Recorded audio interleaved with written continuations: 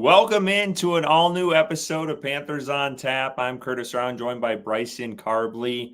As you guys can see tonight, Ricky Raines will not be with us, unfortunately. He's a little under the weather, and I mean a lot. I think he's got like 100+ fever right now, so he's just dealing with some sickness. And so me and Bryson are going to be holding down the fort for you guys this evening. Bryson, how you doing? I'm doing all right, man. Went to a Hurricanes game last night, and they came away with a win. So at least one team in Carolina knows how to do that. But yeah, you talking football, drinking beer, it doesn't really get much better than that. Yeah, speaking of drinking beer, what do you got on your side tonight? What do you got going on? Yeah, I got two. The first one is East Boone from Boonshine Brewing. It's a lager, Cool.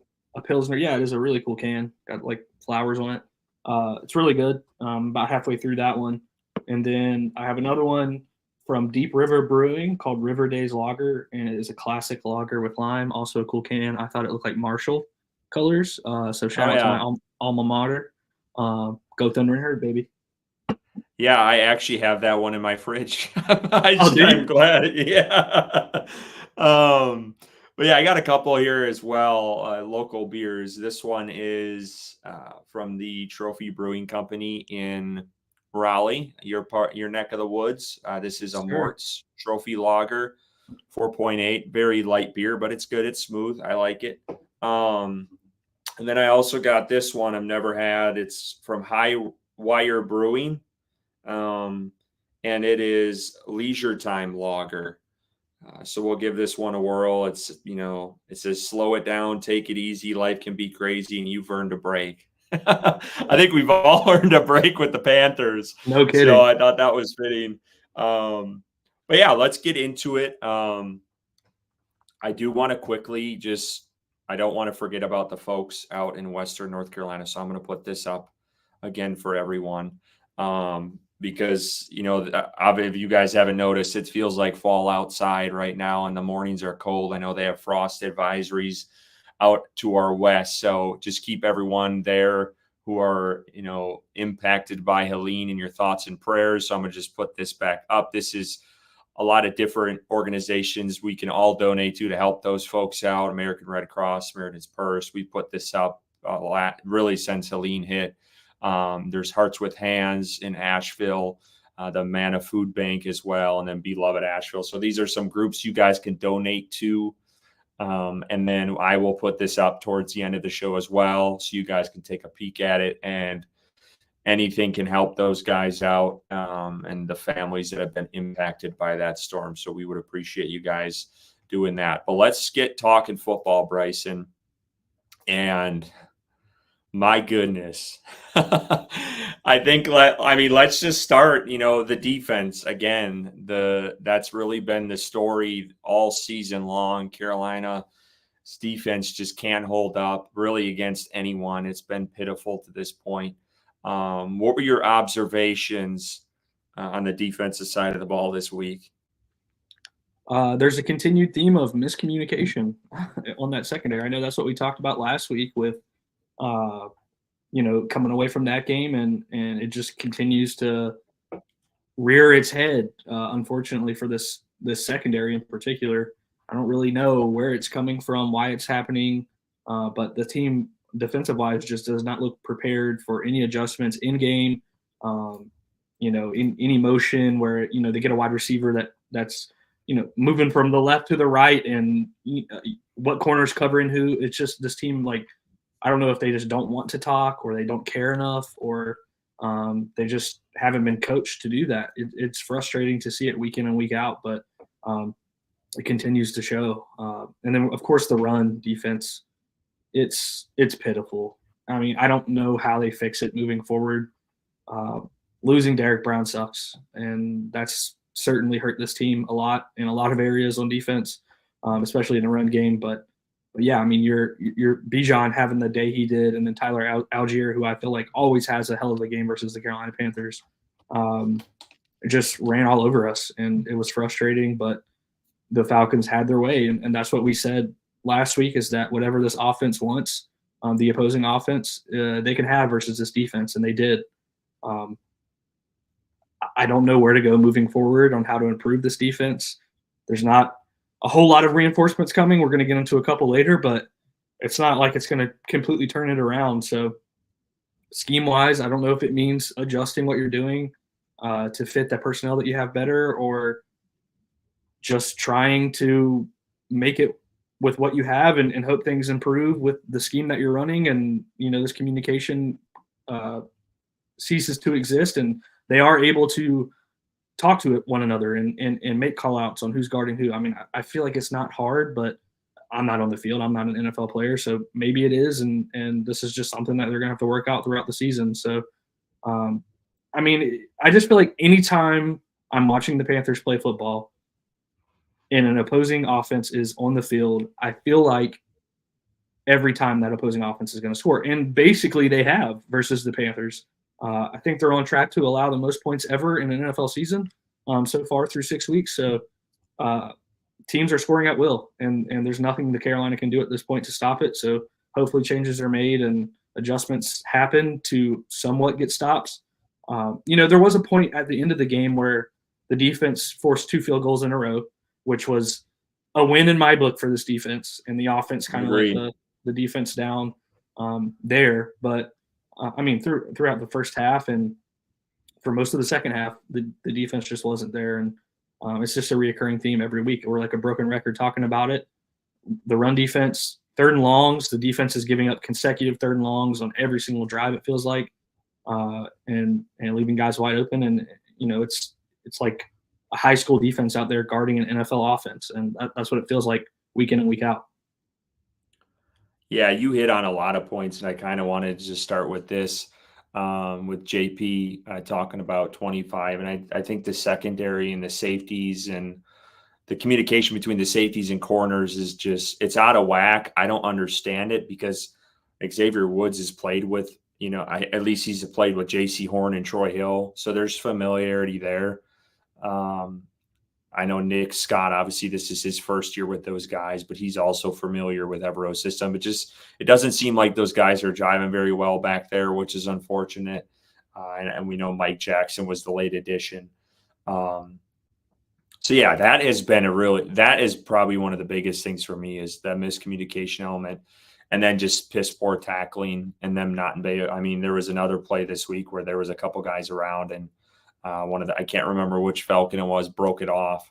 And it really just sealed the game towards the end. And it's just like, and this happens every week. And we know, if you got any guys in bets and fantasy, and we'll talk about it later, like I'm hitting every single one of them against the Panthers because it's get right games for anyone on offense against Carolina's defense right now. It's pitiful. They're not playing up to standard. There's a bunch of injuries. So they're all beat up across the board. Sir Hendog kind of reiterating what we're saying, miscommunication, and it wasn't this bad last year. I would agree with you. I also don't think there was as many injuries on that side of the ball, but I do agree that it just feels like it's been tripled and quadrupled this season. JP also says missing tackles, taking bad angles. He certainly he thinks the defense has regressed under Evero. I do agree with that, but I'm under I fall into defense of Evero because I just feel like he was dealt a pretty shitty hand this offseason on what they were investing in with this team. And we've talked about it the last couple of weeks, so I'm not going to get into it too much. But yeah, this defense it's been a disappointment. Like I thought they would struggle. I didn't obviously think they were going to struggle this much up to this point. So that has been really disappointing. Dom, smash, like, subscribe. We appreciate it. Dom34, everyone listening. Man, we got 200 people on here tonight right off the jump, which I love to see. So we appreciate it. If you guys do not subscribe to our channel, we do have a giveaway that we're going to be launching tonight. So stand by for that. We'll probably drop that about halfway through. So stick around for that. Yeah, we appreciate all the activity on the chat as well.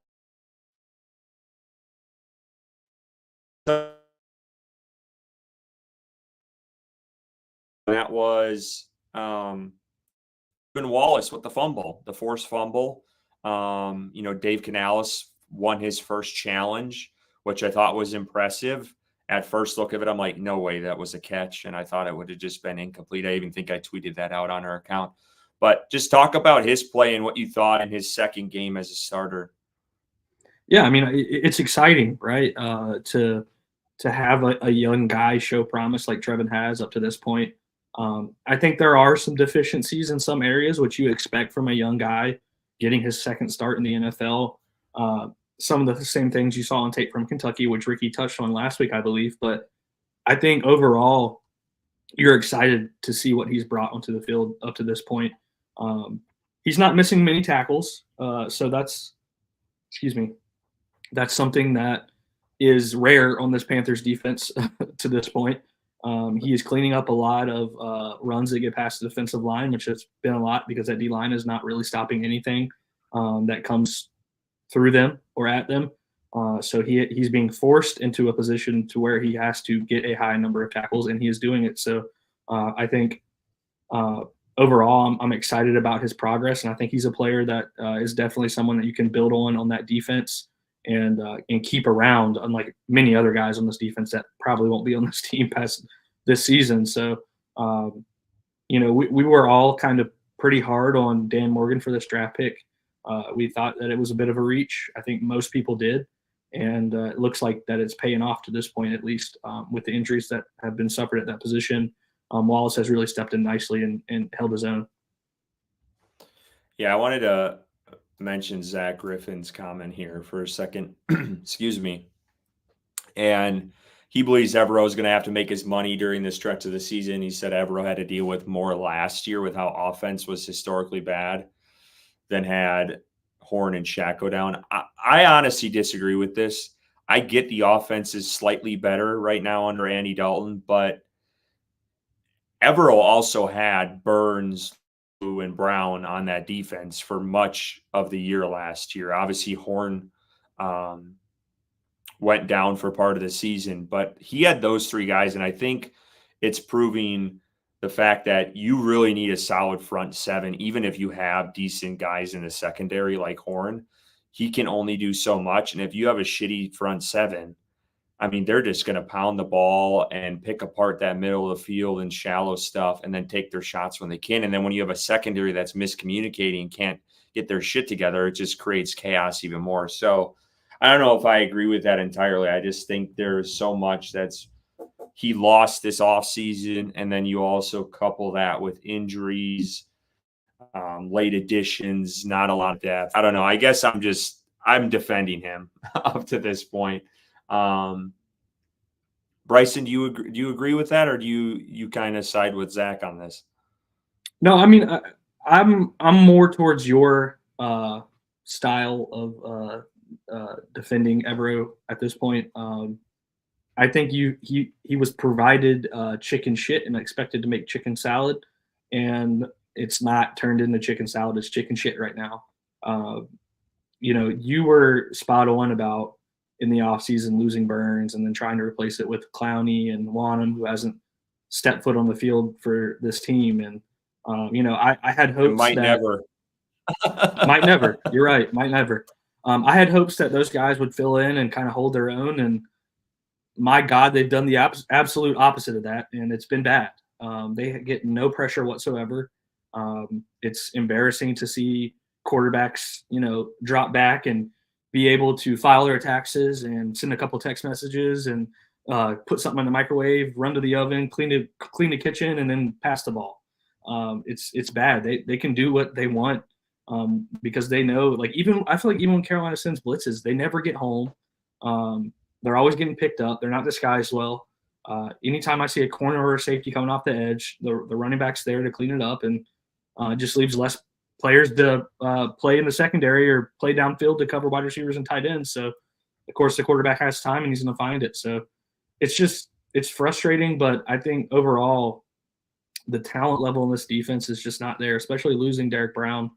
And then you have an aging Clowney who's injured, didn't play last week, hasn't played up to his expectations in Carolina at this point. And then you have a plethora of other players opposite of him that they've tried to implement and get pressure on the other side of the line, and it just hasn't happened. And when you're not getting pressure on a quarterback, when you're not making their life hell on the defensive line, it makes it really easy for them to pick apart a secondary, especially when they're miscommunicating consistently. It's especially quarterbacks that are veterans like Kirk Cousins and these other quarterbacks we played to this point. The worst quarterback we played, Minshew, struggled a little bit, but the defensive line probably had their best game that they've had this season, and the defense played well in that game, but you're playing a quarterback that just really isn't that great overall. Not trying to take a dig at Gardner Minshew, but comparing him to the other quarterbacks we played to this point, he was probably the worst. So it was frustrating. I mean, we saw what they made Derek Carr look like, and then we saw Derek Carr 2 weeks ago, or before he was injured, 2 weeks ago, look terrible. I mean, Derek Carr looked awful, and against us, he looked like the second coming of Patrick Mahomes. I mean, it was embarrassing. So I think while Evero can be stubborn in his system, in his schemes, we saw it work last season. I just think that the talent level is just not there right now. And I think Evero is still a good coach.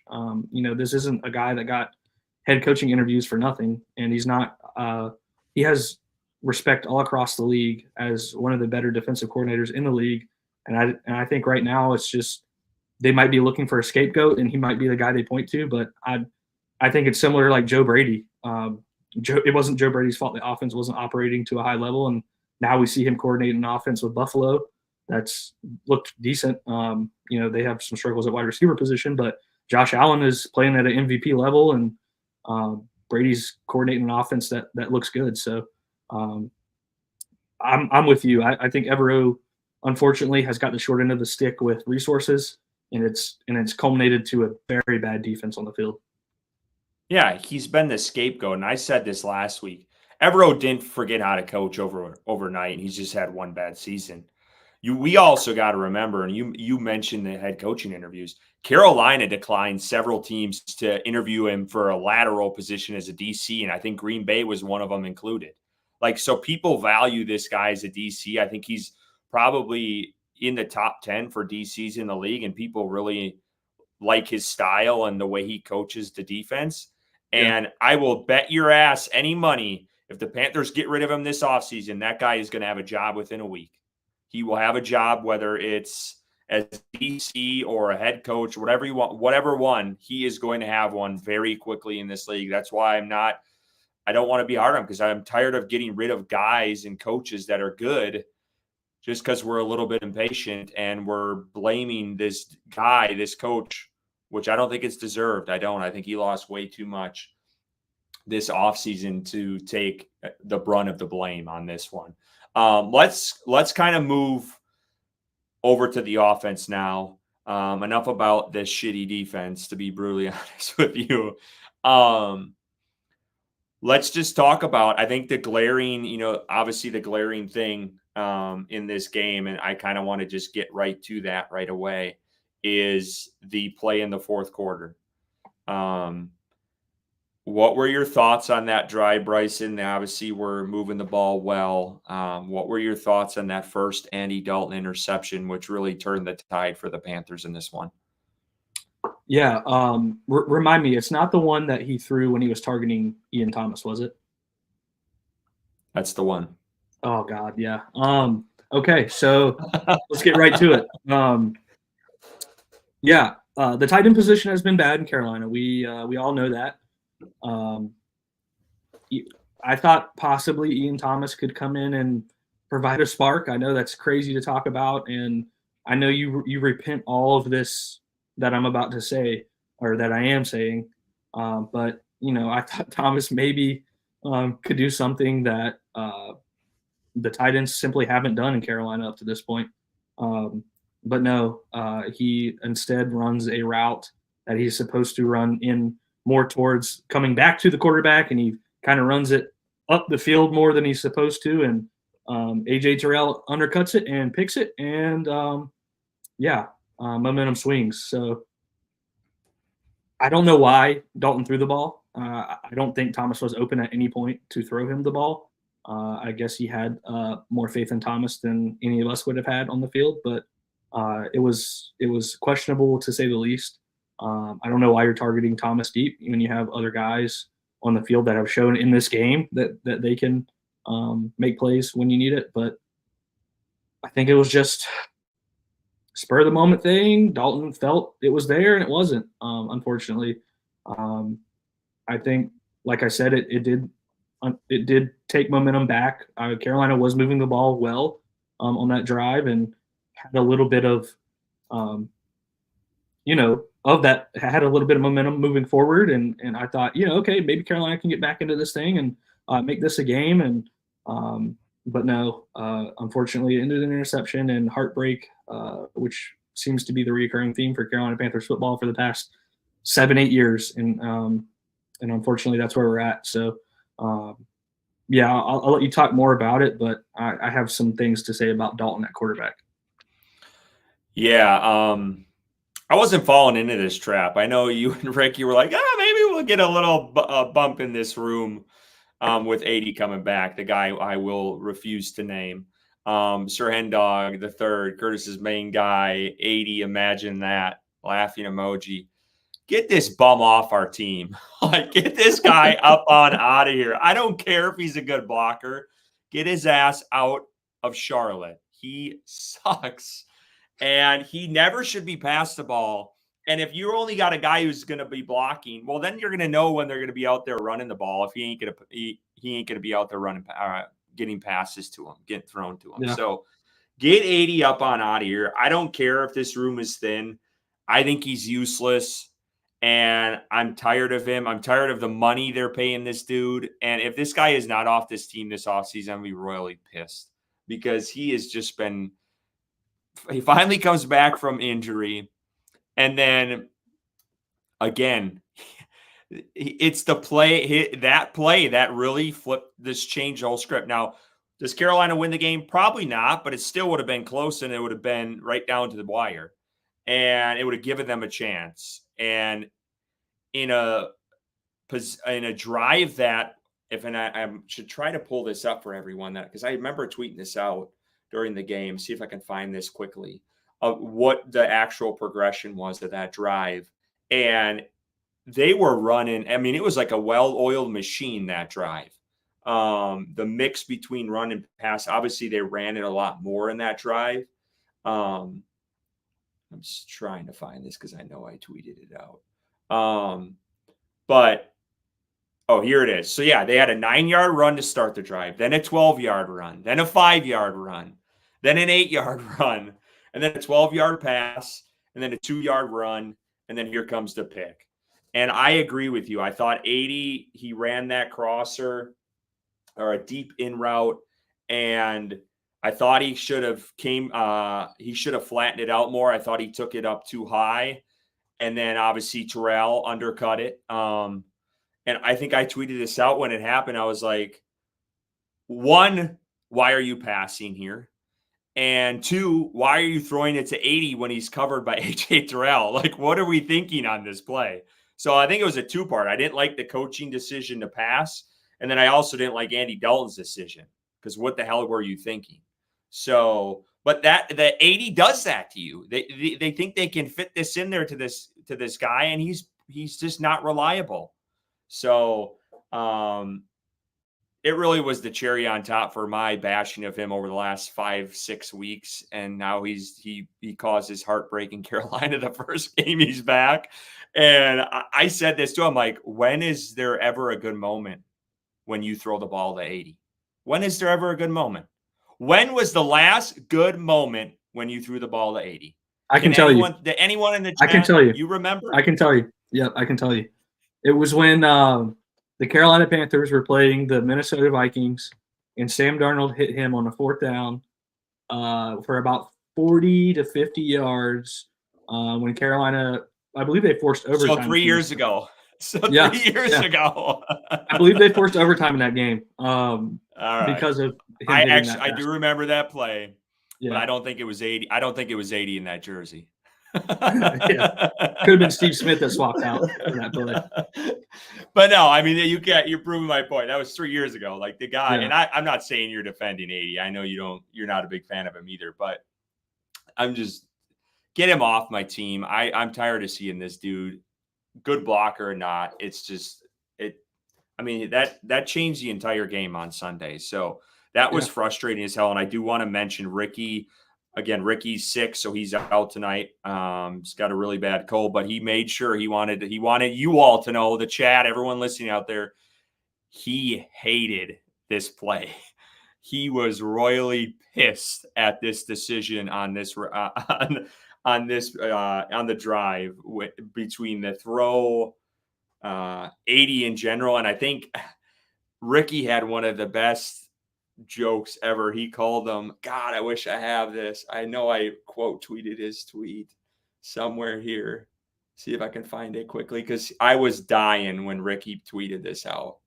And that was, he called them an Eastern box turtle playing tight end.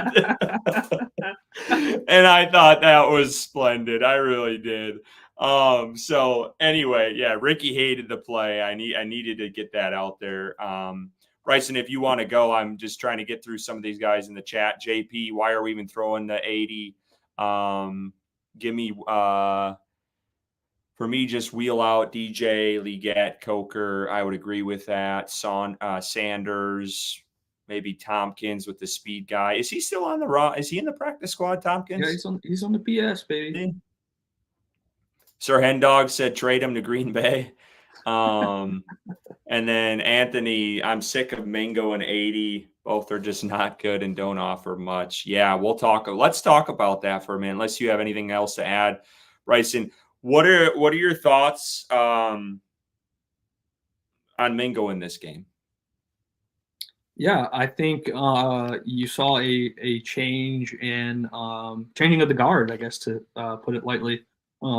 It looks like this offense, this offensive staff, gave Coker that role of Mingo in this game, and I thought Coker played well again in the small opportunities that he had.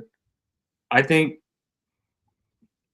he's done nothing but earn that spot, because in the short time span we've seen Coker, he's kind of proven more than Mingo has to any point since Mingo got here last season. So I think, Coker needs to be involved moving forward because of what he's shown on the field, and I think the staff has noticed that and kind of taken heed to it.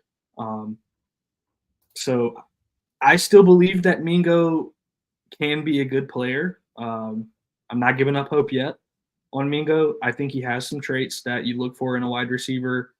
He has the speed. He has the ability to run routes. It's just like the mental aspect of playing the game isn't there yet. He plays scared. He plays timid. Spatial awareness isn't all there. So he is a player like Bryce Young that needs to be sat down and coached, and maybe given some time to watch the play on the field to hopefully put that play on the field himself. And we just haven't seen it to this point. So yeah, I'm happy that they've moved forward with Coker, and Coker's already played like he's a couple-year veteran in this league based off of that spatial awareness that he's shown on the field. Like Ricky mentioned last week, Coker's not some speedster who's going to burn you, or he's not this finesse route runner that's like Deontay Johnson, but he's just a good ball player. And it's easy to see on the field because he's reliable, which is something that Carolina's lacked, outside of Thielen and now Deontay Johnson at the receiver position. So I think moving forward with Coker is it's only up for him at that position, because he's only going to get better. I truly believe that moving forward. So Mingo is a guy that just needs to take a step back, take a breather, and hopefully get his mentals right to get back on the field. Like Marshawn Lynch used to say, get his chicken right. And he's got to get that chicken right to be that player that we have all hoped that he would be when he was drafted with Bryce Young. But damn, that first and second round pick last year might have set this franchise back for a long time. So I'm hoping that it hasn't, and I'm hoping that things turn around. But right now, it's not looking great. Yeah, I know we've been doom and gloom, but I want to give praise.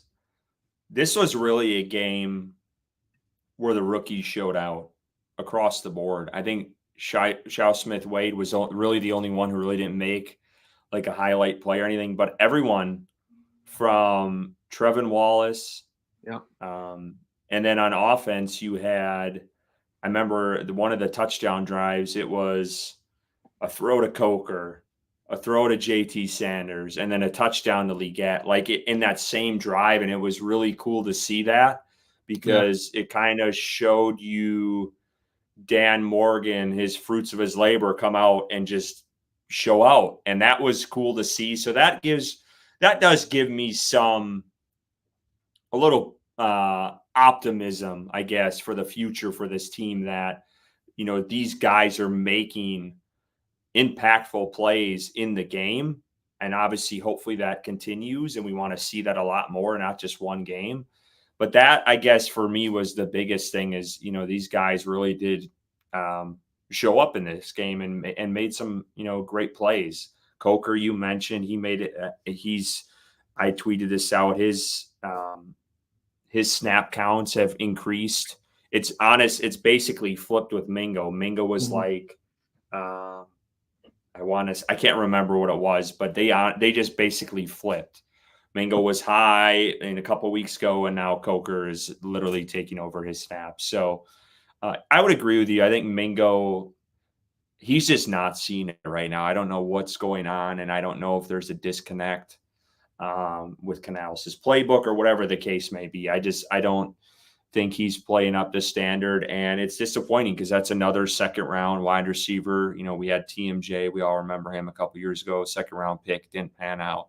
And Mingo up to this point has kind of been a disappointment. And I know there's a lot of expectations on folks, especially with this team where rookies really have to show out right away, which is, I would say, unfair to some folks. But, when you're drafted this high, you expect these guys to make a mark. And he hasn't made that big of a mark when you look at the guys drafted after him in that draft. I tweeted it out today, and it's Tank Dell, Puka Nacua, who was obviously an outlier in the 5th round. But to Tavion Wicks, Jaden Reed, Josh Downs. So there was a lot of guys who are playing really well right now, and Carolina had an opportunity to take any one of them. And, they went with a guy that Steve Smith spoke highly about and talked to David Tepper the day before about. And then the next day the Panthers go out and draft him. And I'm not saying it's Steve Smith's fault, because he's obviously praised DJ Moore and I feel like was one of the only ones who on draft day said, DJ Moore is going to be the next. He said he was going to be the next Steve Smith. He was going to replace him in Carolina. And DJ Moore has, lived up to that. And we're clear. I mean, we are missing him since he's been gone. And he also spoke highly of Coker as well. So I'm not saying that.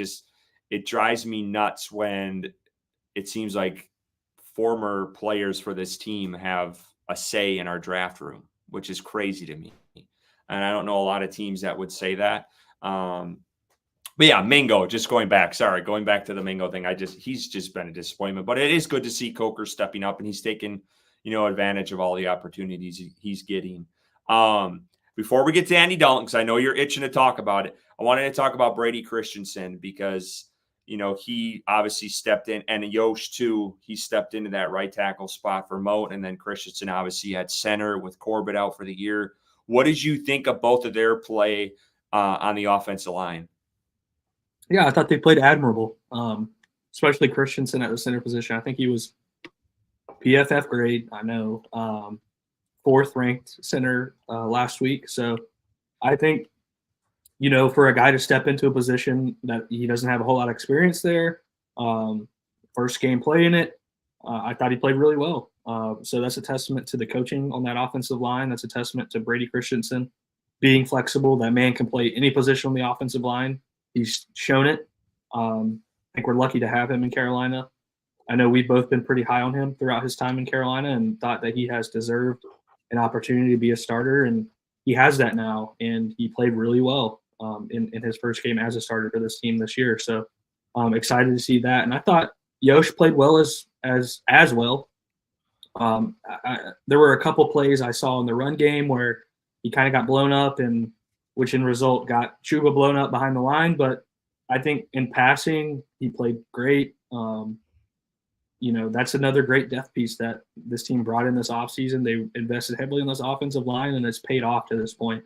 So I'm excited to get Moten back because, Moten is that consistent, steady leader on that right side of that offensive line. That's just probably been the best draft pick Carolina's had in the past 10 years,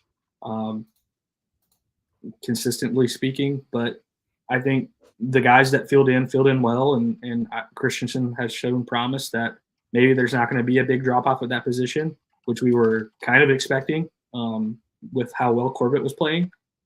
But Christensen stepped in and played fine. I think there were a couple snaps that were a little low or high, but overall, I had nothing to complain about Christian's play on this past Sunday. And neither with Yosh either. I thought, like I said, he played really well. And for a guy to step in as a backup tackle and do that is not something we are accustomed to in Carolina. Yeah. I wanted to mention JP's comment here because I would agree 100% with this. That I feel like the O-line has played well beyond my expectations, and Icky has played better. I think he did have a couple penalties this past game. I think this was the game where he had a couple false starts that drove me up a wall. But yeah. I do agree. I think Icky has improved, and I'm shocked at Damian Lewis. I feel like he's been a big boost, not only at that guard spot, but he's helped Icky out in his play. So I think that has been really surprising for me, and I don't think it gets talked enough, and we always want to focus on the negatives, but 100% the offensive line has played really well, and the depth there is great. It's deeper than I think a lot of us thought. Like Christensen has played well at center, and I think we expected, because these guys really never played this position, that it wasn't going to be that great, but Corbett played well over expectations. A lot of people were annoyed, that they didn't go out, me including, to get a center in the draft. And then Christensen playing really well as well in the backup role. So I think while it was tough these last couple of years with those guys playing in those starter positions, it helped them out greatly for their role now because they have game reps and a ton of them. And I think that's going to help them out. And I thought Yosh did play decent. I do think they missed Moten on a couple of plays though on Sunday that I thought he would have made over Yosh. There was a couple of them that Dalton got hit on that I'm like, damn, like if he was in there, that could have changed the outlook of some of these plays. So there was that. But overall, I thought, that was clearly not an issue for Carolina. One more thing before we get to Dalton, I'm sorry because I keep thinking of it, is the run game, because we harped on that a lot last week. And Chuba played way more than Sanders this game. I don't know what his snap counts were the week prior, but he was 54 snaps on offense, which is 82% of the snaps, to Sanders 15 in the entire game. 15 too many. I would slightly agree with that. I was getting annoyed with some of the mixing in of those guys. I just feel like sometimes Canales pulls Hubbard too early when he's rolling. Yeah. And then they still haven't made it to that 20 count again. I think Hubbard at 18 carries this game. I'd like to see him in the 20-25 range every game. And I don't get why I just don't understand it. I don't understand that. And I do like the mixing he does from time to time, and I think it's good. But then there's other times I'm like, damn.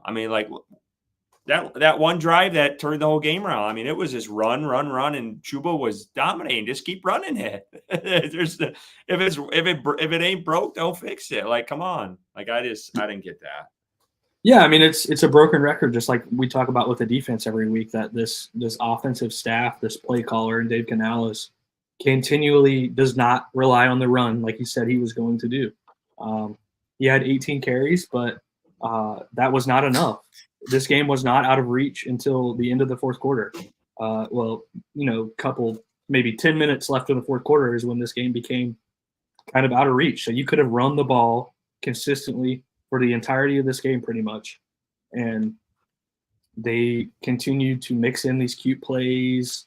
They ran the play that I've seen. It's kind of like the hot play right now, where you fake it to the left, you fake it to the right, and you try to hit the tight end on the seam. Ran that. I believe they ran a flea flicker, if I remember correctly, as well. You like your flea flickers, though. You like your flea flickers, damn it. I do. Don't I do. bashing up for the flea flickers because you love. Don't get me wrong. Don't get me wrong. There's a time and a place for it, and this offense is not the time nor the place for a flea flicker at this point. So that's fair. You got to run the ball. It's the only thing on this offense that has been consistently working, and you continually go away from it week in and week out. The only game we've won is when we ran the fuck out of the ball. And I think that speaks for itself. So Chuba, another great game. He is absolutely killing it as that lead dog in Carolina. Miles Sanders, 15 carries, 15 snaps, too many. Don't want to see him on the field. I am completely done with him like you're completely done with Ian Thomas. He brings nothing to that offense that Chuba does not. Chuba can catch the ball. He's shown that he has the ability to catch. Miles Sanders, I guess, is maybe a better route runner. And when he's motioned out to the slot or wherever it may be. But I would say at this point in their careers, Chuba is a better catcher of the ball than Miles is.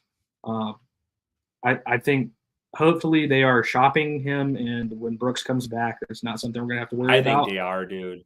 I think they are.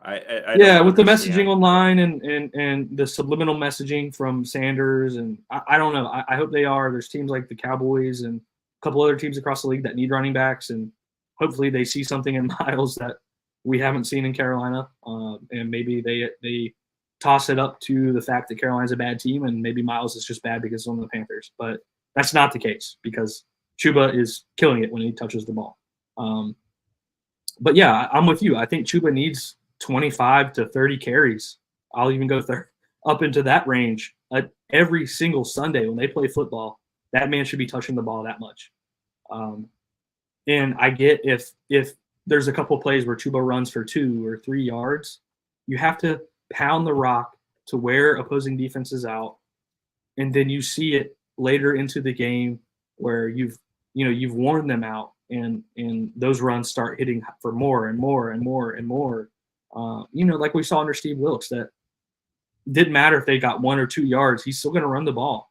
And it's going to work later into the game, and it's going to keep you in the game, and it's going to win you some games. So this coaching staff, this head coach hasn't shown the want to play a game like that. I think that that's his style of coaching, his style of play calling. He's not going to pound the rock. He's not going to be stubborn with the run. I think we have 6 weeks of evidence to show us that. And unfortunately, I just think that's where we're at. So I don't think us expecting that from this play caller is going to happen. It's just not at this point, unless he has an epiphany overnight, like he had when he benched Bryce Young looking at the film. But I just don't see it. Yeah, I wanted to mention Zach's comment here because I kind of agree with this sentiment a little bit, and I think people need to realize this too. It's only his second year calling plays. Like, he's only called plays last year once. So I think, to his defense, I think that's there, and I think he has made some rookie mistakes as a head coach and with his play calls. But I want to discount the fact, because I've seen this out there. People are like, he wants to call passes to show like his prowess as a player. I don't buy that. I just think he believes in having a good mix of plays and mixing the run with the pass. And I think that's truly his identity as a play caller. And I think hopefully, obviously, because they went and got out and picked a running back so high in the draft and the success with Chuba, that they are going to pound the rock more when he comes back. Like, they have no choice. You have to make good on your investments, and you gotta use the guys in the, who are playing really well, and you got to use that to your advantage. So I really hope that changes. So I'm instilling a little bit of my own, just hoping and praying that Canales does that, and that kind of flips the tide, because he spoke very highly of Brooks, and we'll talk about him in a minute. But I think the biggest thing for me, the biggest gripe has been when you're playing a team that has struggled so mightily against the run, like the Falcons have, and they did on that drive where Carolina, if they scored 8, would have tied the game. Just keep pounding the ball. Do what works. Don't go away from it. Do what works. So hopefully he's learning along here that, damn, I should have maybe called the run play on that one. And he learns that moving forward, because there's been opportunities out there. And I feel like we've gotten away from the run too early at times. We talked about that last week, and everyone's like, well, the game was out of reach. Well, no, it wasn't the first couple quarters. It was not. That game was in reach. The Bears scored 20 points in a quarter. So don't give me that shit. The game was in reach for at least the first half, and he got away from the run after about 2 series. So he needs to be more stubborn. And it's shocking to me, because I remember Bryson trying to warn folks in June and July and May, and he's going to be stubborn with the run. And when he runs the ball, he's going to run it more, and he's going to run it more. And then you're going to be pissed that he's running it. You're going to be complaining that he isn't passing. And he's doing obviously the opposite right now, because just based off of last year, they ran when folks didn't want to run, and Tampa Bay fans got pissed about it. They would be bitching online. So anyway, I hope they are, they need to keep pounding the rock, because that's where they're, making their money right now in that offense. And hopefully that continues, because Chuba Hubbard is playing out of his mind. He's a top 5 back in the NFL right now. It's unreal. And he's not getting talked about enough, because he's on the Carolina Panthers. He's not getting talked about at all. Do you hear the NFL Network, ESPN, any of those networks talking about him? Not one damn bit at all. So he deserves it. Hats off to Chuba, because he is kicking ass, and this offensive line is helping him out greatly. Well, let's get to it. I held you off long enough. Fire away on Andy Dalton, because you got a bone to pick, it sounds like. Yeah, and I don't know where you stand on this argument. I haven't talked to you about it on purpose, because I wanted to see what you had to say about it on the podcast. But I do not know what the positive or what the goal is of continuing to play Andy Dalton when you were getting blown out week in and week out. He came in his first game and won a game. If Carolina would continue to win games with Dalton at quarterback, I would see it continue to be close. The Bengals game is the outlier. It was pretty much close for the whole entire game. Bengals ended up winning by 10, but I felt like throughout that entire game, it was within reach for the Panthers to win. You lose by 18 to the Falcons. You lose by 26 to the Bears. What is the goal with Dalton? You have this quarterback that you invested so heavily in a year ago. You traded the farm to get him. He was terrible in week 1 and week 2. I am not denying that. I'm not defending his performance.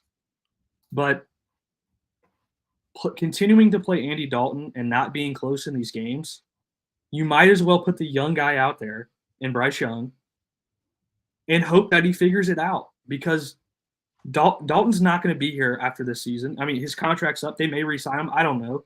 I hope not, because I'm not sold on him moving forward. I think he's been decent. He won a game. I'm thankful for that. But he leaves meat on the bone when he's on the field at quarterback. We've seen the all 22 of him this past week. He loves to identify his wide receiver pre-snap and go to that wide receiver. He does not make reads consistently on a field, going from his first read to his second read to his third read. He loves to identify where he's going and go there. And it sometimes results in interceptions. It sometimes results in drop passes or throwaways or whatever the case may be. But I think for the future of this franchise, playing Bryce Young from this point on is what's best moving forward, because, yeah, the offense looks more functional under Andy Dalton right now. We're getting to see what Deontay Johnson has, what Xavier Legette has, these other guys. We saw what Bryce Young did last season. It wasn't the best rookie season ever. No one's going to argue that. But towards the end, and I know you agree, Curtis, towards the end of the season, Bryce Young looked like he was improving, especially in that Green Bay game. And to come in and bench him, which was earned, I'm not refuting that. Bench him after 2 games into his second season, after investing all of that. Put in a quarterback that you hope is going to win you some games, and he's not. Go back to the guy that you invested so heavily in and hope that he figures it out. Hope that the benching of these past 4 games, whatever it is, allowed him that mental reset and do what you were hired and brought in to do in Dave Canales and fix Bryce Young and coach him and develop him. Because unfortunately, we're in a position where he either needs to figure it out or they're moving on from him and they're going to have to they're going to have to reinvest in that position again this offseason. And I think continuing to play Andy Dalton week in and week out, getting blown out, losing by double digits every week, it just does nothing for the future. It does nothing for that positional group. It does nothing for the franchise as a whole. I don't buy that this locker room was a quote-unquote mutiny in a guy that they just voted captain a couple weeks ago, going to lose that Canales was going to lose the locker room if he didn't put Dalton in. I think this team believes in Young. Speaking specifically to the locker room, I think that they think he's a good player, that he's been through complete and utter misery from year one, getting sacked, 62 times, whatever number it was, with a terrible coaching staff. He's been through the worst situation a rookie quarterback has ever been through in the history of the NFL in last season in Carolina, with the talent he had around him and the offensive line and that coaching staff. So I don't see the pro to continuing to play Dalton week in and week out, getting blown out. They're going to get their asses handed to them on Sunday by the team that we're playing with a rookie quarterback that is playing out of his mind right now. So I think if you're looking towards the future and not the now, which I would hope every franchise is doing, that's in our position, a team that's not good and knows that this year they're not winning anything. They're not winning the division. They're not going to the playoffs. They're not fucking sniffing anything in that realm. You got to figure it out with your guy that you drafted. And I don't know if the plan is to play him after the bye week or play him at all. But if I was in that front office, if I was that coaching staff, I would say, okay, we've seen what Dalton has done.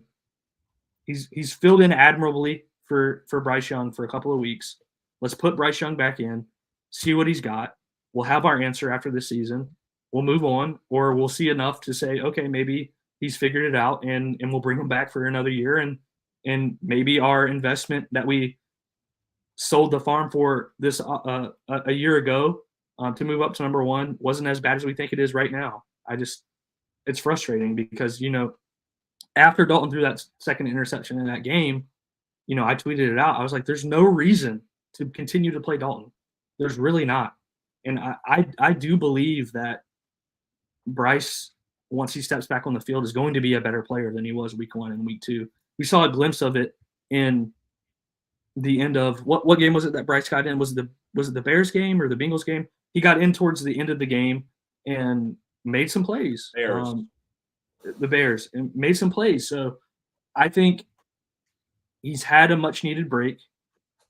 Let's get him back on the fucking field. And his footwork looked decent too in that Bears game I agree. So let's get him back on the field. Let's see where he's at, and we will figure this fucking shit out. We will have an answer. If Bryce Young doesn't step back on the field this season, which at this point I couldn't tell you what this coaching staff thinks or believes, then we're sitting here with a possible trade, we're going to bring him back next year and let him battle it out with someone else. And I don't know. I feel like it leaves a lot unanswered. And I know there are fans that think they're done with Bryce Young. And I understand it because it's frustrating to see what happened in week 1 and week 2. But if this franchise was smart, which I know they're not, and that comes from the very top and their owner, fucking idiot. But they would put him back in and see what they got. And if this coaching staff believed in what they were preaching and being a developmental organization, that's what they would do. Now, I want to hear your opinion, Curtis, on this because I haven't talked to you at all about it. So, where do you stand in this situation? Yeah, I haven't chimed in much. I know I tweeted, I think this was the night of the game. I tweeted this out. Panthers are currently 1-5 their next 5 weeks. I list them: Commanders, Broncos, Saints, Giants, and then they have the bye. If things continue down this path, I believe we will see Bryce Young under center again. It's not a matter of if, but when. And I believe that. I know when this first came out, just refreshing everyone's memory from kind of when we discussed, obviously, the benching was, I didn't disagree with the benching. I disagreed with the timing based off the messaging. That's what annoyed the shit out of me. And obviously, I think the benching it worked out. Andy Dalton came in and the offense looked wonderful against a shitty Raiders team. That's what happened. The offense looked competent, and we got a glimpse of what it could look like with a competent QB play. So kudos to Canales or Tepper, whoever you want to believe made the benching.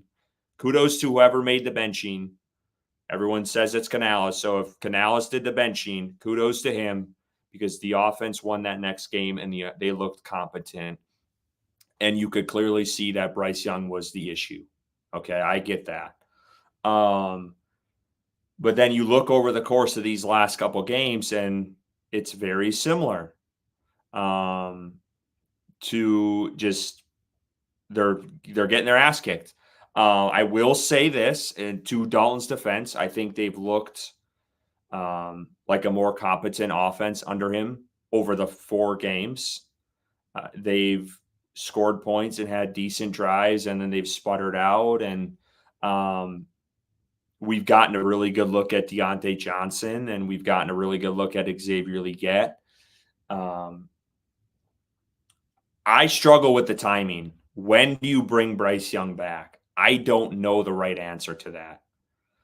I want to see him obviously under center with this team again. There's no doubt, because I do believe in him as a quarterback, and I do think this benching has been good for him, just based off of what experts have seen. Even in that little brief moment you talked about the Bears, his footwork was different. He climbed up in the pocket. I get it was against scrubs on the Chicago team, but like there was some little minuscule things that he changed that you could pick up in those little couple plays that he had. You're like, okay, there's some improvement here. So I think the benching has been beneficial to him. But I do think if you continue down this path, I do think you got to go back to him at some point.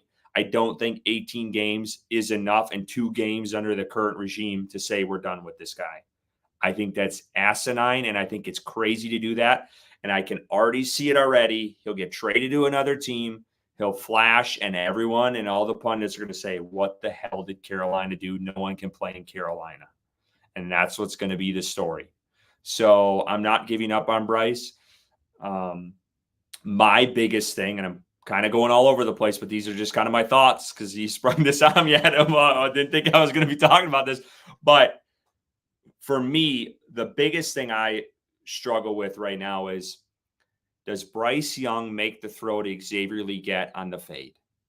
Does he throw that ball? And if I went off the first 2 games, I don't think he makes that throw. And Andy Dalton made that throw on Sunday, and that's where I need to come to grips with. If Bryce Young does that and gives his guys chances and has learned from that and what he has seen from Andy Dalton, I'm ready to throw him back in whenever. But if he isn't to that point yet, I'm still reluctant. I want Bryce Young to come back in and take this job and run with it. I don't want him to come back in and it be a slow progression. So that's kind of where I'm at with it. I want him to come back in and win this job and say, I'm the franchise. So if that's now, if that's after this next game, because obviously Andy is starting this weekend, if that's against the Broncos, I'm all for it. If it's against the Giants in a couple more weeks, or it's after the bye, whatever it is, I think we need to see Bryce Young at some point this season. And I know Mike K talked about it. He said like the kind of the point where he could see him coming back in is after the bye in the second half of the year. But But versus the I Chiefs. want Great. Bryce. Yeah, I want Bryce Young back in when he can fully take this job and run with it. And I think he can do that. I just don't know when that is. And I hope it is at some point. But I agree with you. I don't think you can travel down this route of, oh, well, there's, they're somewhat competent from time. Like, you got to see what you invested a lot in this guy. And I don't think 18 games is enough to just say, hey, let's throw in the towel. So I do think he should. To your point, Curtis, I don't mean to cut you off, but when you say, can Bryce make that throw to Xavier Legette in the corner of the end zone? I'm not saying can he. I know he can do that. Would he do it, though? In that situation, is he going to throw that ball? That's what I'm saying. I'm not saying he can't make that throw. I'm saying, does he make that decision? And he needs to do that. Like, he needs to give his guys a chance. And I think that was one thing he struggled with, is he didn't give his guys he was playing scared. Like, he was playing scared to throw some of the balls in these 50-50 shots. And I think if he learns from that and his footwork got better, and it looks like his footwork did get a little bit better, and he starts climbing the pocket and trusting the offensive line, because the offensive line has been solid as hell. And we all know I'm a big Bryce Young guy. But if he's confident in that, and I can say, man, this guy is going to go throw that jump ball to Xavier Legette and at least give him a shot, throw that motherfucker in tomorrow. Like, let's go. But that's the thing. That's what I'm hesitant about. Yeah, and what I was going to say is, in that game, that throw didn't matter at the end of the day, because we lost by 18 fucking points, and Andy Dalton threw 2 interceptions in the fourth quarter. So my point is I don't know if he makes that throw or not. I don't, Bryce Young. But maybe he does. Maybe he doesn't.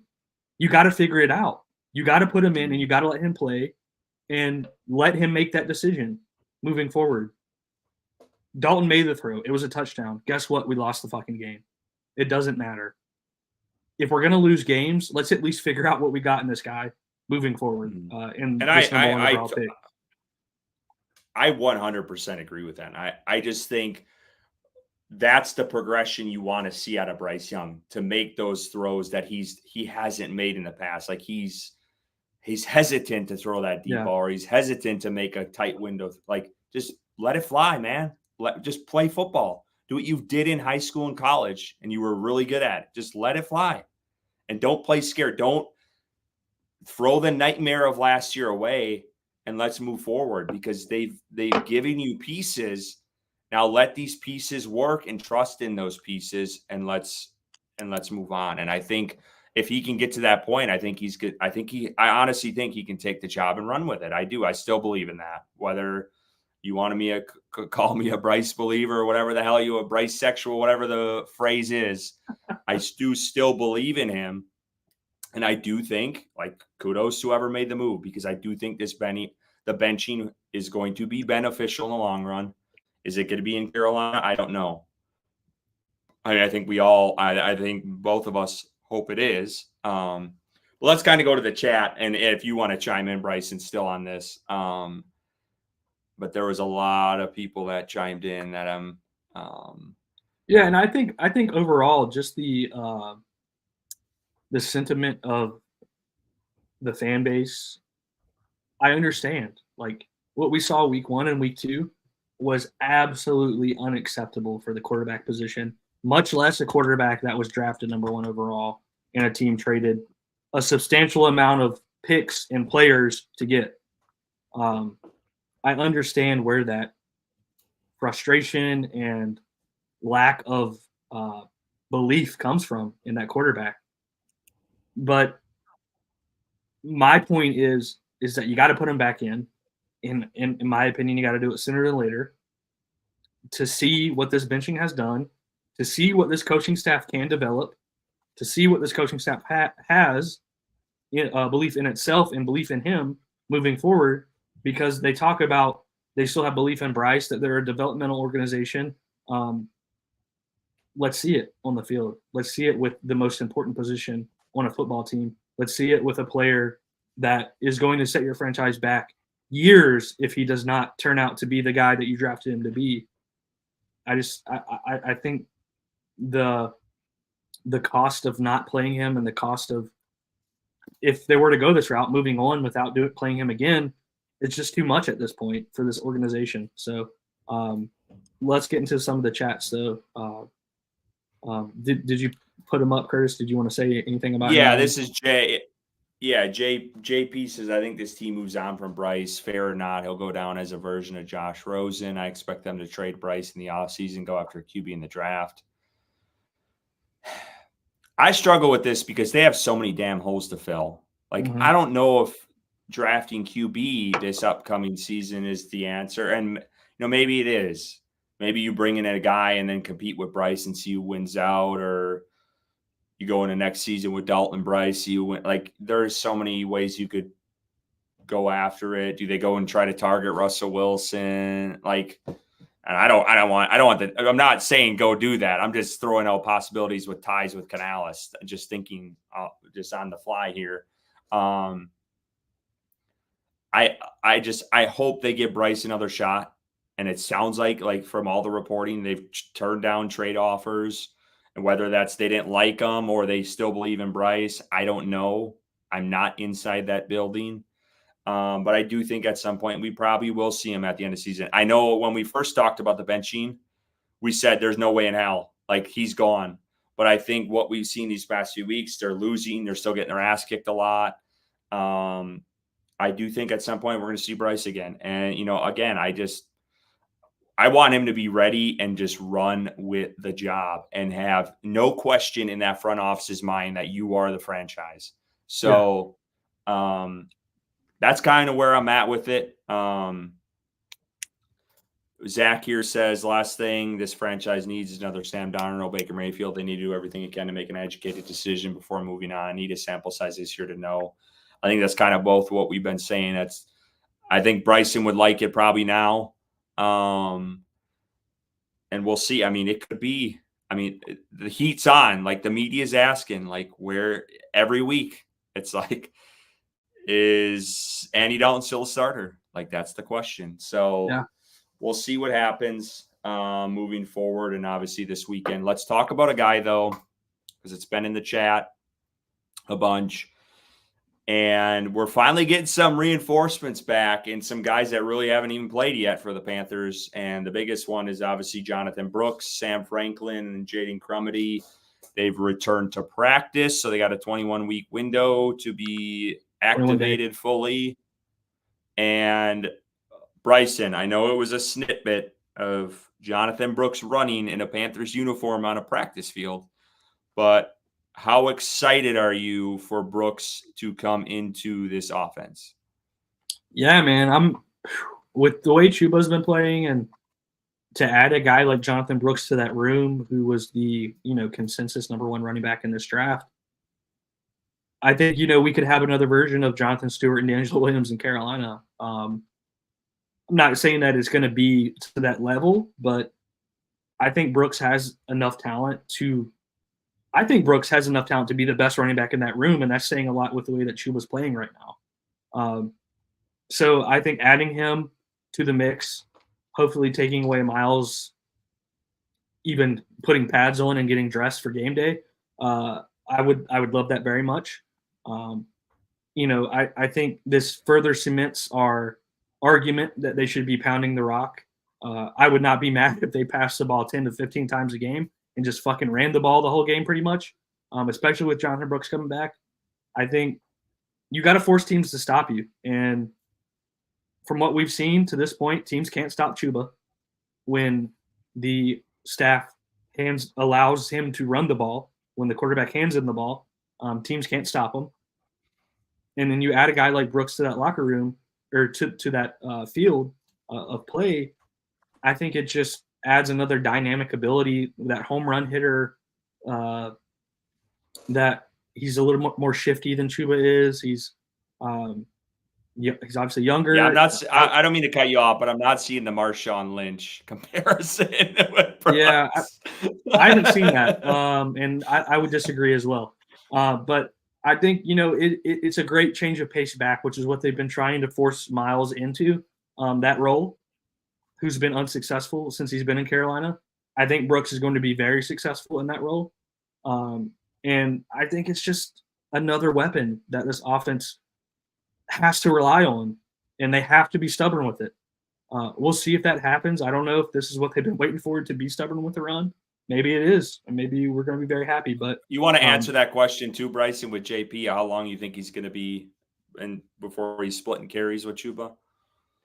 I think when Brooks steps on the field, they're going to be maybe not a 50-50 split to start. No, but I mean, like, prediction. When do you like, what week?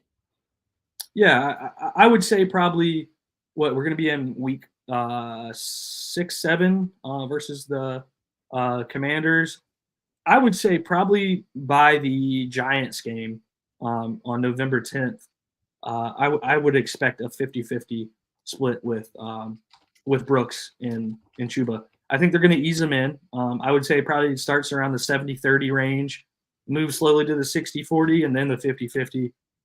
Probably the Giants, and then they go into the bye week, prep them, and then get them ready for that serious 50-50 split versus the Chiefs if they are able to stay in that game. So I think, we're about halfway through the season is what we're looking at for the split. So I hope it happens. I hope this coaching staff trusts what they invested a second-round pick in, and they use him like he should be used. But I don't have a whole lot of confidence in the staff right now with some issues that we've talked about throughout this podcast and throughout every other podcast we've done this season. So we'll see what happens, but I'm excited to have him. I think it's been much later than we expected to have him on the field. And I think when he steps on the field, fans are going to be excited about it. Just to mention the two other guys, Sam Franklin, obviously the special teams ace, the captain of that unit. Getting him back, he sets the tone for that. Yeah, unit. That's underrated, his return, to be honest. And honestly, he might start over Nick Scott at the safety position, because I thought Sam Franklin took some lumps last year at that position, but showed some promise. We all remember the pick 6 versus Kirk Cousins. I think Franklin probably has a little bit higher ceiling than Nick Scott does at that position, and might be the starter there. Who knows? And then Crumedy, the draft pick, excited to see him get on the field, because we know we need reinforcements on that defensive line, and hopefully he provides a spark in that room. But I'll let you touch on these guys as well. Yeah, I mean, obviously I'm excited about Jonathan Brooks. It's a guy who I talked highly and spoke highly of in the draft. And I was honestly looking back at my notes, my document here, my offensive prospects, and it's nuts. I mean, I might be a little bit of a draft guru here. I'm just looking at Dave Canales' just toot my own horn. Dave Canales talking about Jonathan Brooks. He has explosive ability, combination of size and speed, and his body control is really rare.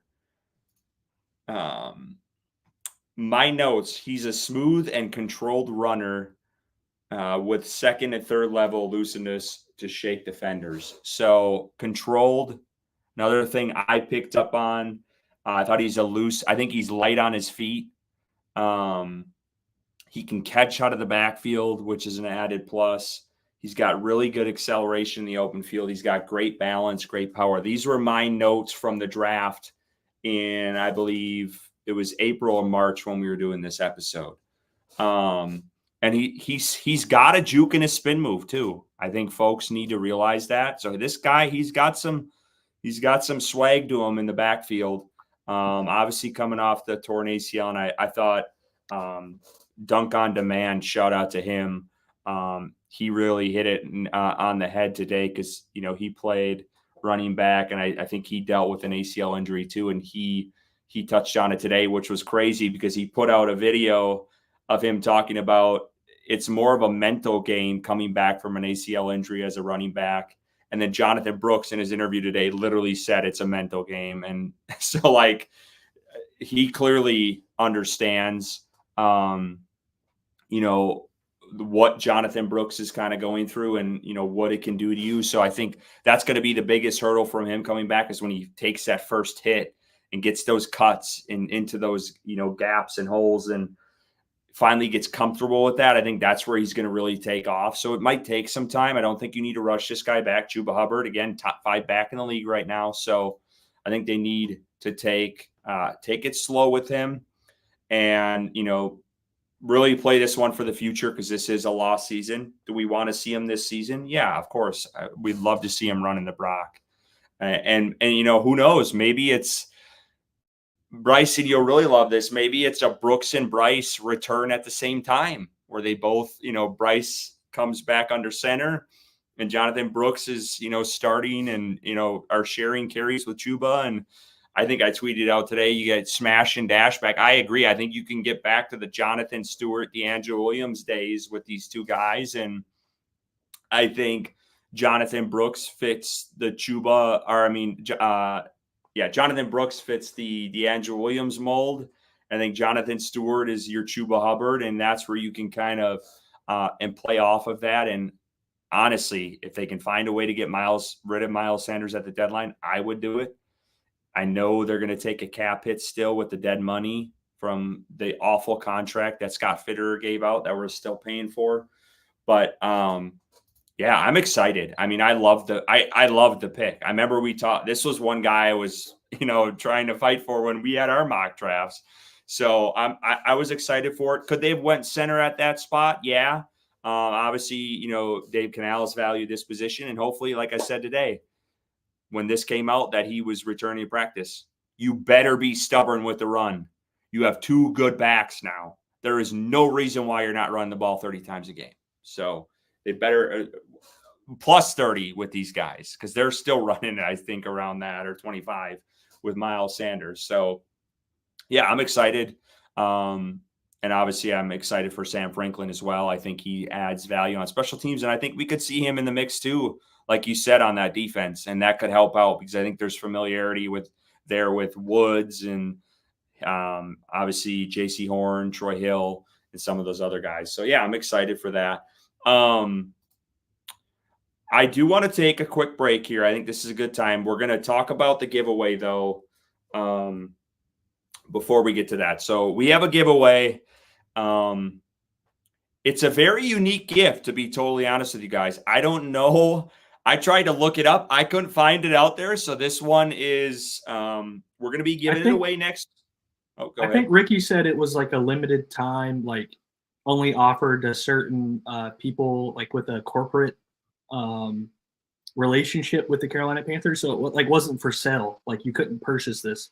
It was given as a gift by the Carolina Panthers to like a corporate organization. So this is something that you can't buy on like the open market. So that's really cool. So here it is. This is it's a Panthers s'more kit, and you get a lot of stuff with this. So you obviously see the prongs on the screen. It has the Carolina Panthers burned into the actual handles. It comes with a solo stove, which is a smaller tabletop size, perfect use for s'mores. You can also use it as a portable heat lamp or light for a table at a fire or from the fire at a table. It's smokeless, and it comes with a heavy fold open box with a glossy printed Panthers logo on top. So it's really cool. It's unique. Again, we're giving this away next week. We'll announce the winner on the show. But there's a couple things you guys got to do to get this, and it's subscribe to our YouTube channel, follow us on Twitter, and then repost our tweet. We'll put it out tomorrow. Make sure you do all three of those, and we'll pick a winner again in our next week's episode. But again, it's a really cool tool. It's great. Falls around the corner. You don't even have to be outside and freezing your ass off. You can make this in the house. Just be smart about it.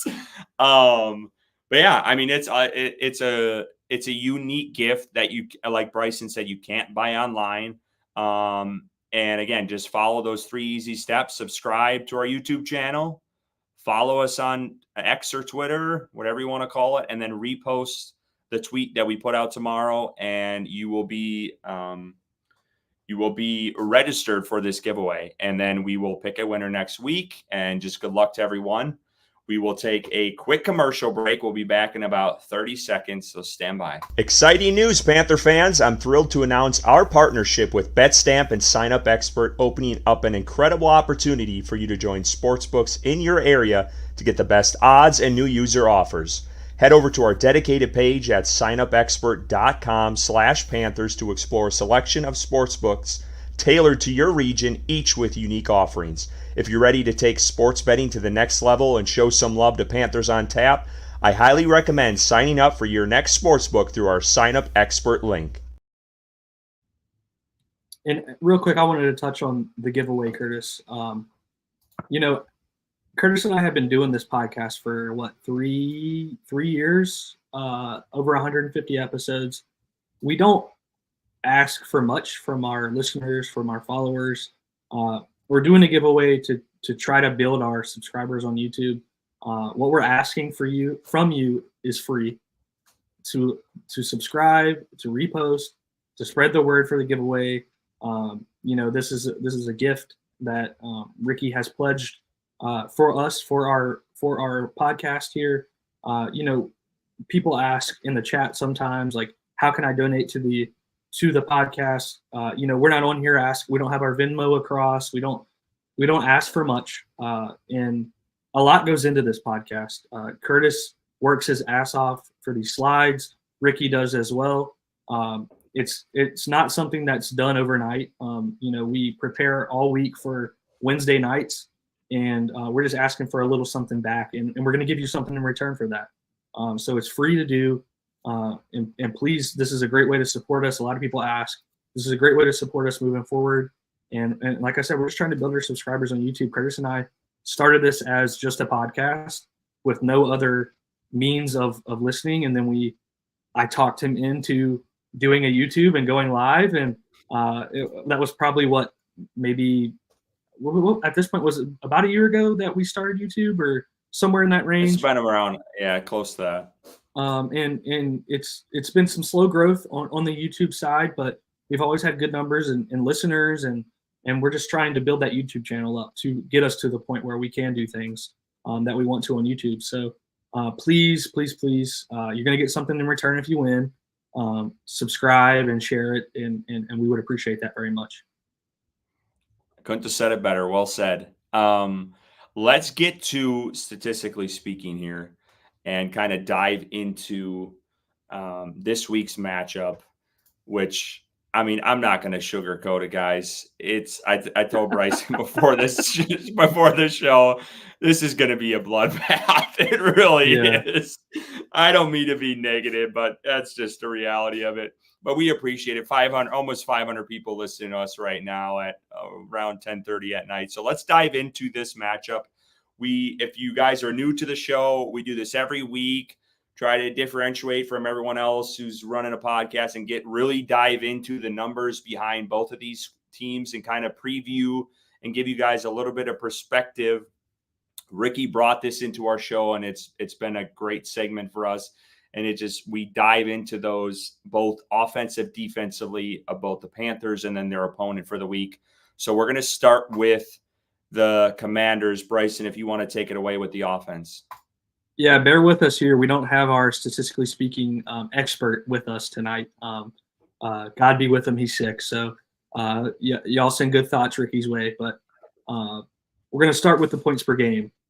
We are playing a very, very, very, very, very, very, very, very good offense this weekend in the Washington Commanders. I would have preferred for them to stay the Washington football team. I thought that was pretty sweet. But the Commanders, at 29.7 points per game, tied second in the league. This team can put up points, and I won't get there yet. 378 yards per game, fifth in the league. They have a rookie quarterback that is playing lights out. I would equate it to C.J. Stroud last season. Jaden Daniels is balling, and there hasn't been much that opposing defenses could do to stop that to this point. At 220.7 passing yards per game, they're 13th in the league. And then rushing yards, Jaden Daniels runs the ball, and then they have some good backs in Brian Robinson and Austin Eckler at 157.3 rushing yards per game. They're fifth. So they can run it. They can pass it. They can do everything on offense. It's fucking scary. But at 0.19 EPA per pass, they're second in the league. Efficient. At 0.17 EPA per rush, they're first. Just reading this is making me sick thinking about this weekend. I don't know if I'm even going to watch this fucking game. But 19 offensive touchdowns, tied second in the league. And that's a lot of touchdowns. And guess what? We give up a lot of touchdowns. So we'll see what happens. But at 49.7% pass, they're tied 26th. So they really don't pass that much, but they're 13th in the league at passing yards per game, and we'll see how that equates on Sunday. If you want to talk quickly about the keys, and then we'll kind of dive into it a little bit. Yeah, the keys. So the Commanders, the PFT Commenters football team. Shout out to Pardon My Take, my other podcast I listen to. 25 rushes of 10-plus yards. That's tied 5th in the league. At 2.13 rushing yards before contact per carry. I appreciate Ricky spelling that out for us there. I think he knew we were going to struggle with that if he didn't spell it out for us. That's 3rd in the league. 13 rushing touchdowns, first. 322 rushing yards for quarterback in Jaden Daniels. That's 2nd most, only behind, former MVP Lamar Jackson. Cool. 28.3% play action, 5th in the league. So they do play action quite a bit, and I would imagine that makes sense with that quarterback and his ability to run. At 15 sacks, they've allowed, which is tied 16th on 68 quarterback passes. And then 18th in the league, they allow 30.9% QBPR at 12th, quarterback pressures per dropback. And then at 2.59 TTT, I'm going to be honest, I don't know what the hell that means. They're 4th. So I wish Ricky would have spelled that one out for us. So let's talk about it here, Bryson, for a minute. You said, I said it off the top. I think this is going to be a shit show. I really do. This offense, I don't think they're going to be ready for it. Jaden Daniels' escapability, his both running the ball and then passing outside the pocket. Time to throw. Time to throw. That 2.59 time to throw. I just figured it out. Yes. Well, and this too. He has the 5th most pass completions out of the scramble drill, and we know what Carolina does with pressure. So even if they do get to him or put heat on him, he's going to scramble out, and he's 8 of 10 on passing outside the pocket. Which, like you said, this guy is having a hell of a season. He really is. Hats off to the Commanders. They have really turned around, and they have been in hellhole like the Panthers for, longer. They've been in hellhole ever since Daniel Snyder took over or has been the owner of that team, really. And now we have Daniel Snyder 2.0 in Carolina. So, I don't knock them. I'm glad their fans are starting to read, they're starting to watch good football. Good for them. Yeah. I don't knock that at all, because I know where we're at, and I know how miserable it can be now. The Panthers are the Cleveland Browns and the Commanders of the NFL. There's no denying that. They're awful. It's a shit show. That's why it's hard to get coaches to even want to interview for this job. So, but anyway, that's just going on a little rant here. I think, the way Jaden Daniels has been playing has just been off the charts. And that's kind of why I tweeted, I thought he's been playing better than Caleb Williams. I think he's been outstanding. And another thing is his rush yards per game and across the board. I think he's 2nd to Lamar Jackson in rushing yards for a quarterback this season. So that's the guy we're going to be dealing with on Sunday, with a defense that cannot stop Kirk Cousins, who doesn't move in the pocket. That is he's not a very mobile quarterback. He just, picks you apart with his pass game. But now we have a dual threat that they got to deal with. And I think it's going to be bad. It is. Do they have Jadeveon Clowney back? Who knows? It sounds like he didn't practice today. I know there was kind of some misconceptions of, did he practice? Did he not?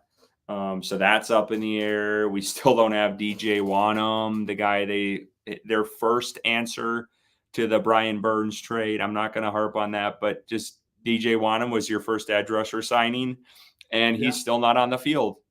And he was a guy who was supposed to be on the field in training camp, and then maybe the start of the season. And now maybe after 4 weeks, and now he might not even be on the field at all this season, guys. Can you believe that, chat? A guy they signed who people said, man, he's got 8 sacks and similar pressure to Brian Burns. This is cheap money. This is a cheap Brian Burns. His guy might not see the field yet this season. Insane to me. So anyway, I'm kind of going off script here, but yeah, I think Jaden Daniels. And then we haven't even talked like their offensive weapons. You have Terry McLaurin. And I wanted to mention this, Bryson. This could be a McCaffrey revenge game. I know it's not Christian McCaffrey, but I'm sure there's some bad blood there in that McCaffrey family for Carolina dishing him out to San Fran. Obviously, he loves where he's at now, but people, I'm sure he was sour when that initially was traded. Like he probably thought he was going to be a Carolina Panther for life. And watch out for Luke McCaffrey because we all know the revenge games or seems that I know he wasn't on this team, but I'm sure there's some blood in the McCaffrey family for the Carolina Panthers. So I wouldn't be surprised. Maybe pick up Luke McCaffrey on the waiver wire in your fantasy team. Take a flyer if you're sucking in your fantasy league like me in the Panthers creators when we're in. Maybe take a flyer on Luke McCaffrey this week. He might go off. Zach Ertz, I know he's older, but he's always an issue. And then their running backs, Brian Robinson, Austin Eckler. If you have any of these guys on your fantasy football team, play them. that's play them against Carolina because they give up 35 plus points a game. Their defense does. So, I mean, shoot your shot and, hopefully it works out for you because, this defense it's laughable. It is. There's no sugarcoating it whatsoever. All right, let's go. One other quick note. This is by far and away the best offense the Carolina Panthers have played to this point in the season. And we all know how bad the defense has been. So I'm excited to see what that equates to on the field on Sunday. I mean, I would say the Bengals is pretty damn good too. But I agree with you. I think it's up there with the offenses they've played. And they're obviously dynamic because, Daniels is more dynamic as a runner than Burrow is. So I think that just adds another element. So I kind of agree with you there, I guess. Well, let's go to the defensive side and again, you guys chat, give me some leeway with these because I usually struggle like hell, but these aren't too bad for defensive guys. So the Commanders defense, they're giving up 24.2 points per game, which is 22nd in the league. And this is kind of where Carolina can take advantage because I think their defense is struggling. They just lost their best defensive player in Jonathan Allen on the defensive line. Like that's a huge loss out for the year. They're giving up 354 yards per game, which is 22nd. 216.3 passing yards per game, which is 19th. They struggle against the run. Another team that struggles against the run, 137.7 rush yards per game, which is 22nd. They're 6.8 pass yards per play, which is 25th. They're 5th rush yards per play, which is 27th, which plays into Chuba's hand. Chuba is outstanding with rush yards per play. There's 17 touchdowns allowed, which is 27th. And then they're 53.7 percentage passing, which is 19th on defense allowed. If we move on to the kind of the keys for the defense, I'll just get rid of us for a second here. They have 17 sacks on the year, which is tied for 8th, which we'll see how this offensive line. I have faith in Carolina's offensive line. They played really well, and I do think we'll see if they have Moton back. Do we know if Moton practiced this today? I believe he was a non-participant. Was he? Let's just quick. Yeah, you're right. He did not practice. Okay, so we'll see. Yosh might get another start. I don't know if they asked Canals about that. QBP, what the hell? Oh, QB pressures. Okay. 64 QB pressures, which is 23rd, and that's a 31.5% QB pressure rate, which is 20th. They have 29 rushes, or they allow 29 rushes at 10 plus yards, which is the most. Again, Dave Canales, you choose a game to be stubborn. Bryson, his parameter, 25, 30 carries. This is the game to do it. Run the ball, keep Jaden Daniels and the Commanders offense off the field, time of possession, run the clock. And I think you have a shot to make this game competitive and even possibly win if you can do that. But you got to be stubborn with it. 2.12 yards before contact allowed, which is third most. They blitz 11th most in the league, 29.6%. They have allowed 5 rushing touchdowns, which is tied for 13th. They've given up 12 passing touchdowns, which is tied for 29th. So, again, Bryson, I'll let you go here. Based off their defense, you think Carolina can take advantage of them this weekend? Yeah, I mean, I think I've said that for the past couple of weeks based off the defenses we've played. We've faced some very bad rush defenses, and this head coach won't rely on the rush. So I think this defense is nothing to be scared about. I do worry about the Frankie Louvu revenge game because we know how much of a wrecker he can be. So that's a little worrisome for me. But I think this defense overall, I mean, Curtis just talked about the stats. Oh, excuse me. You just talked about the stats. Obviously, this defense is susceptible to many different areas for opposing offenses, including the pass and specifically, majorly the run.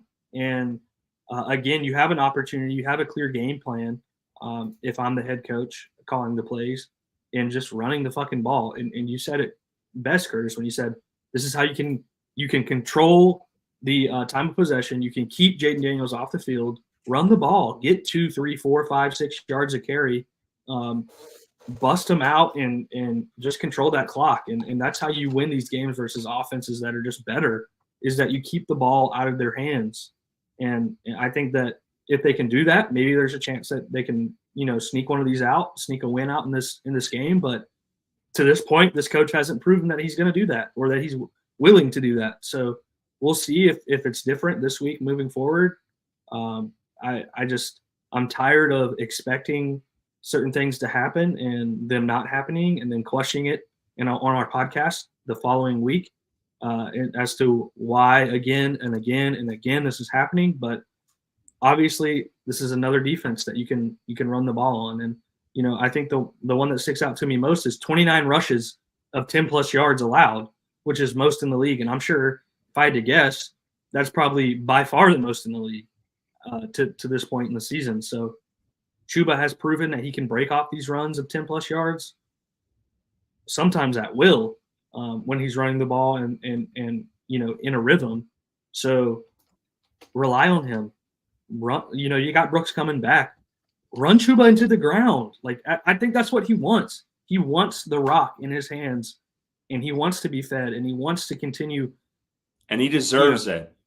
He does. He's earned his keep there, and he deserves to be fed the ball. So we'll see if that happens in this game. But I'm not confident that it will. Yeah, I'm not going to, beat a dead horse here. I think you hit on a lot of it. Run the ball, and I think you have a shot. Control the clock, and we'll see. We'll see what happens on the other side Sunday. Let's go to the offense. If you want to start off here with Carolina, or no, I'll start off, and then you can do their defense. So the Panthers offense, 17.2 points per game, which is 28th in the league. Obviously, things were skewed the first couple of weeks. We got to take that in consideration, but they obviously have not. They haven't won since week 3 week 3. So they have 298.5 yards per game, which is 25th. 187.2 pass yards per game, which is 23rd. I feel like that has gone down. They have 111.3 rush yards per game, which is 22nd. I'm shocked by this, to be totally honest with you. I thought it'd be much lower, but I think it goes back to they don't run the ball enough. And we've been harping on that really all last couple of weeks. So, Bryson, I looked this up, and I believe this is expected points average. Oh, man, I looked it up before. Now I don't know what the hell this means. Expected points added, apparently. So hopefully I'm right. Expected points added per pass is minus 0.3, which is tied for 27. Not great. And their expected points added per rush is 20th. Again, not great. The entire offensive side, and again, it was skewed in those first couple weeks. They have 11 offensive touchdowns, which is tied for 21st. So I feel like that has it's been around 20th now with Andy Dalton in there. And then 60.9% pass percentage, which is also 9th. Now, if we move forward to just shout out, cheers, Bryson. We hit 500 listeners. Quick drink. 500 people tuned in right now. We do appreciate it. We haven't done that in a while. We need to do that more. But the offensive keys. So obviously Chuba Hubbard is a big offensive key this week, especially against a struggling Commanders defense who lost Jonathan Allen this week, a big guy in the middle of their defensive line. So that will play well. You know, the Commanders have struggled to really replace ever since they traded Montez Sweat and they lost Chase Young to the Saints. So that defensive line is really struggling. And this is where Carolina, if you're listening, save this soundbite. This is where Carolina can take advantage this weekend. And I'm sure the coaches hopefully are preaching that in the meeting rooms this week. Run the damn ball. We need to make those hats. Matt, if you're listening to us tonight, Matt, our buddy from KC, Panthers fan, we met him during the draft. We need to make those hats, maybe slap Panthers on Tap on the back of the hats and start getting those out to folks. I think that could be we could start a trend here. I love that. With running the damn ball. 1.49 yards. God, I looked this up before too, Bryson. Yards before carry per attempt. So 1.49 yards before carry per attempt, which is 15th. And then 3.27 yards after carry per attempt, which is 7th, which is outstanding. The offensive line obviously is a massive key for this game. They have 12 sacks, which is tied for 11th on 66 QB pressures, which is 28.6 QB pressure rate in the NFL, which is 8th. Look at that. Matt is on it. And then they have a 5-point, and I'll put Matt's comment up in a little bit so you guys know what I'm talking about. They allow 5.5% QB sack rate, which is 9th. Again, offensive line is outstanding for Panthers this year, which, like, could you imagine if they were not great? Like, it would be really bad right now. And they are they've exceeded everyone's expectations. There is no one thought Carolina's offensive line was going to be this damn good right now. And that is the one thing we're not worried about, Bryson. Like, we don't remember last year. And again, I don't like kind of what we did last year with all the PFF grades to think they're a bunch of bullshit. But I mean, every week we talked about it. It was terrible with Icky and Zavala and Zavala had a 0 grade last season. And the turnstile at the other guard position and then the center position wasn't up to par because they signed Bozeman to extension, but he didn't fit their offensive scheme. And it's like, what the hell are we thinking here? Like, that front office, I hate to harp on it because it's going into the past, but it was just such a shit show. Moving on to 24.5% play action, which is tied for 12th in the league. 585 team yards after catch, which is 23rd. Obviously, we'd like that number to be better. Runs versus a light box on 56%, which is third most in the NFL. And Washington deploys a light box, 59.1%. So that could play very well into them. So, Bryson, let's talk about it here quickly. Expectations. I know we kind of touched on it when we were talking about the Commanders' defense, but offensive expectations, what do you kind of see playing out here in this one? Or hope to see? Like we've talked about, there's a clear path this offensive line is opening up things in the run game with the yards after contact per attempt and the yards before contact per attempt. They're top half of the league in both of those areas. The 14 rushes of 10-plus yards, honestly, I thought would be higher. But when you have a quarterback that's passing it, I believe it was 9th most in the NFL. He's not getting a ton of opportunities to get those numbers up. But this team that's allowing the most yards of 10-plus, most runs of 10-plus yards in the Washington Commanders defense, he has an opportunity to completely move that up a couple of notches in the rankings in the NFL. So, like we talked about, the offensive line is playing extremely well in both areas, in the run and in the pass. The best positional group, as a unit on this team by far, not even close. Nobody's touching them. And I hate that, unfortunately, they're not getting the recognition that they deserve playing to the level that they are because they're Carolina Panthers. But Robert Hunt, probably, I'm thinking through before I say it, but probably one of the best free agent signings the Carolina Panthers has ever made. Ever. Has been an absolute pillar on that offensive line, setting the tone, and just, making things difficult for opposing defensive lines. And we talked about Christensen coming in. We talked about Icky improving. He's had a couple penalties, but you don't really talk about Icky missing blocks this season or just being completely lost in the field. And like you mentioned, it's a testament to Damian Lewis, who was another great offensive lineman signing in free agency. There were concerns that maybe he wasn't the best guard and, they overpaid for him, but he came in and I would say he's playing to the level of Robert Hunt right now.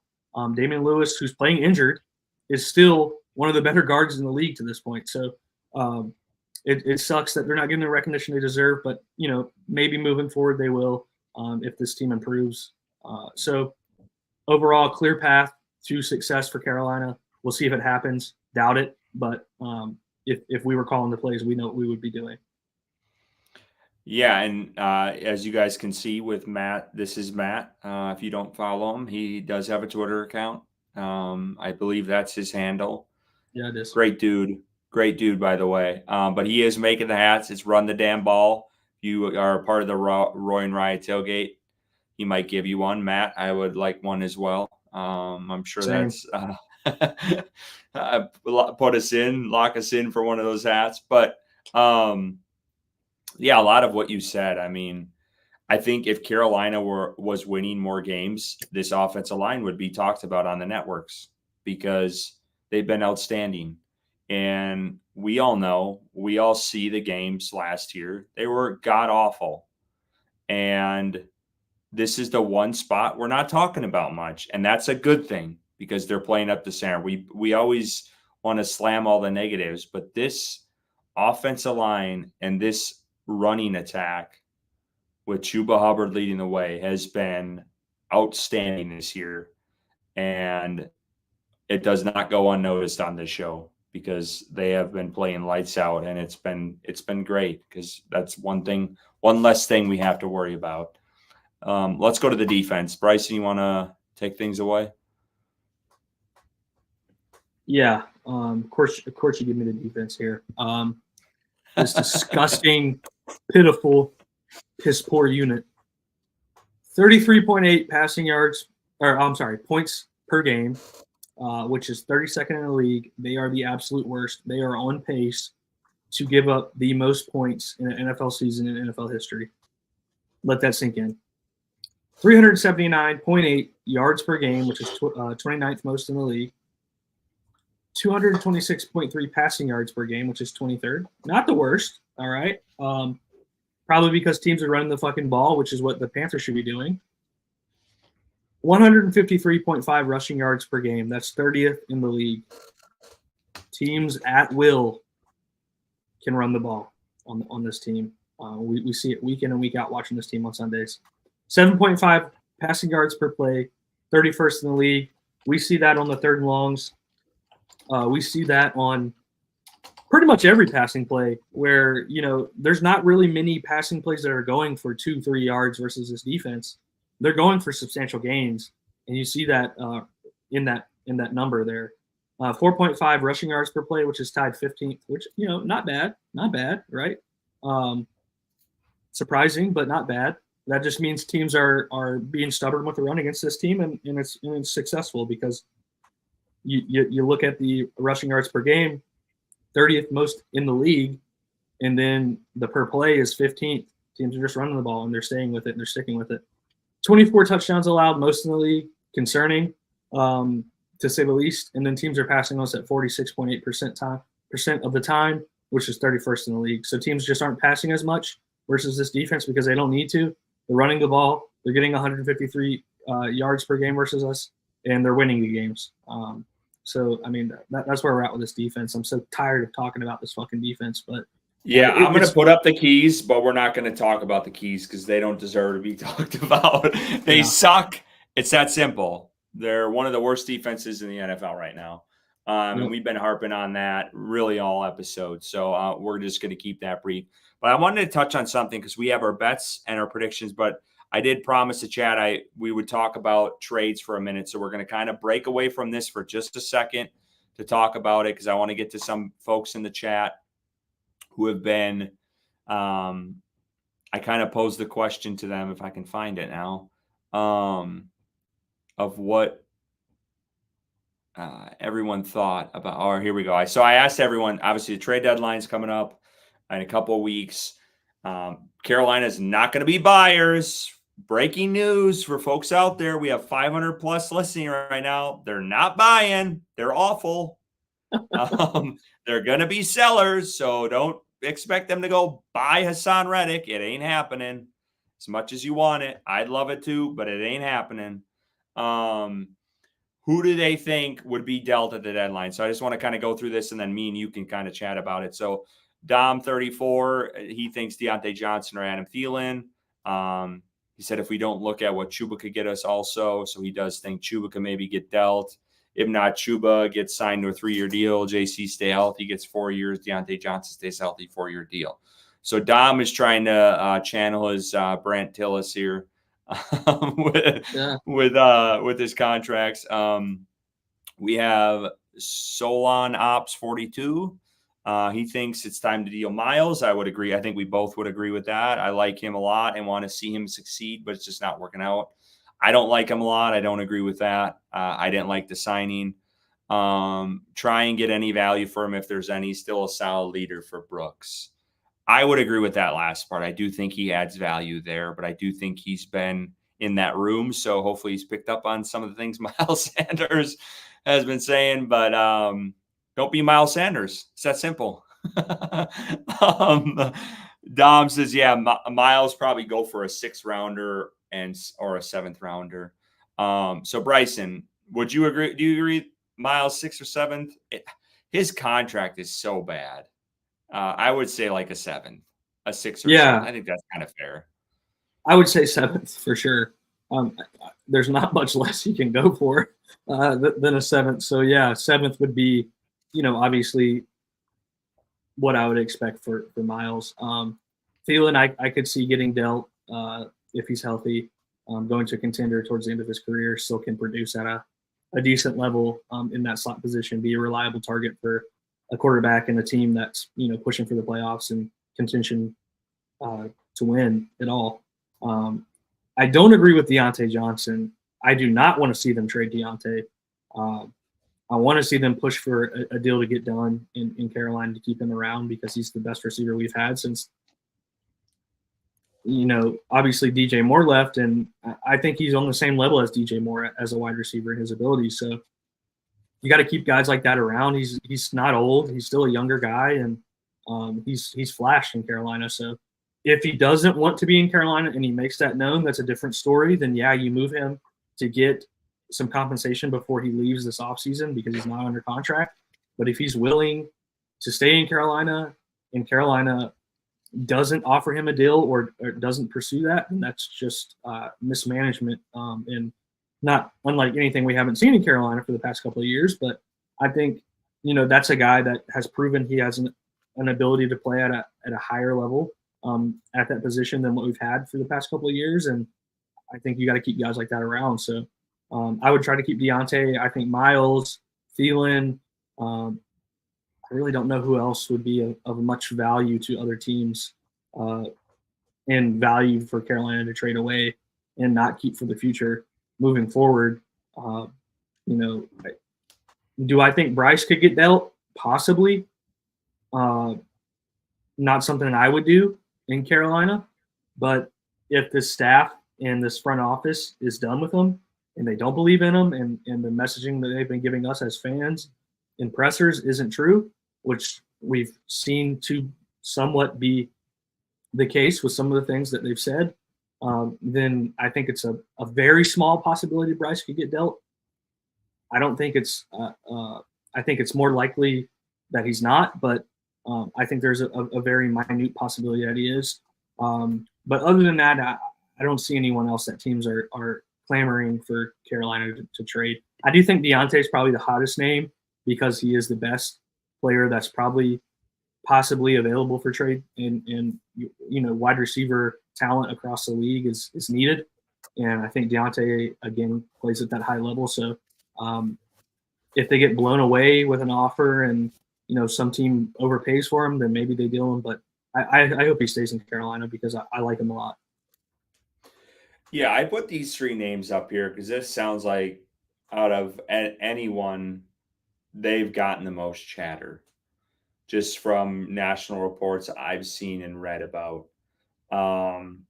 We have the same sentiment about Deontay Johnson. I'm tired of Carolina getting rid of good players.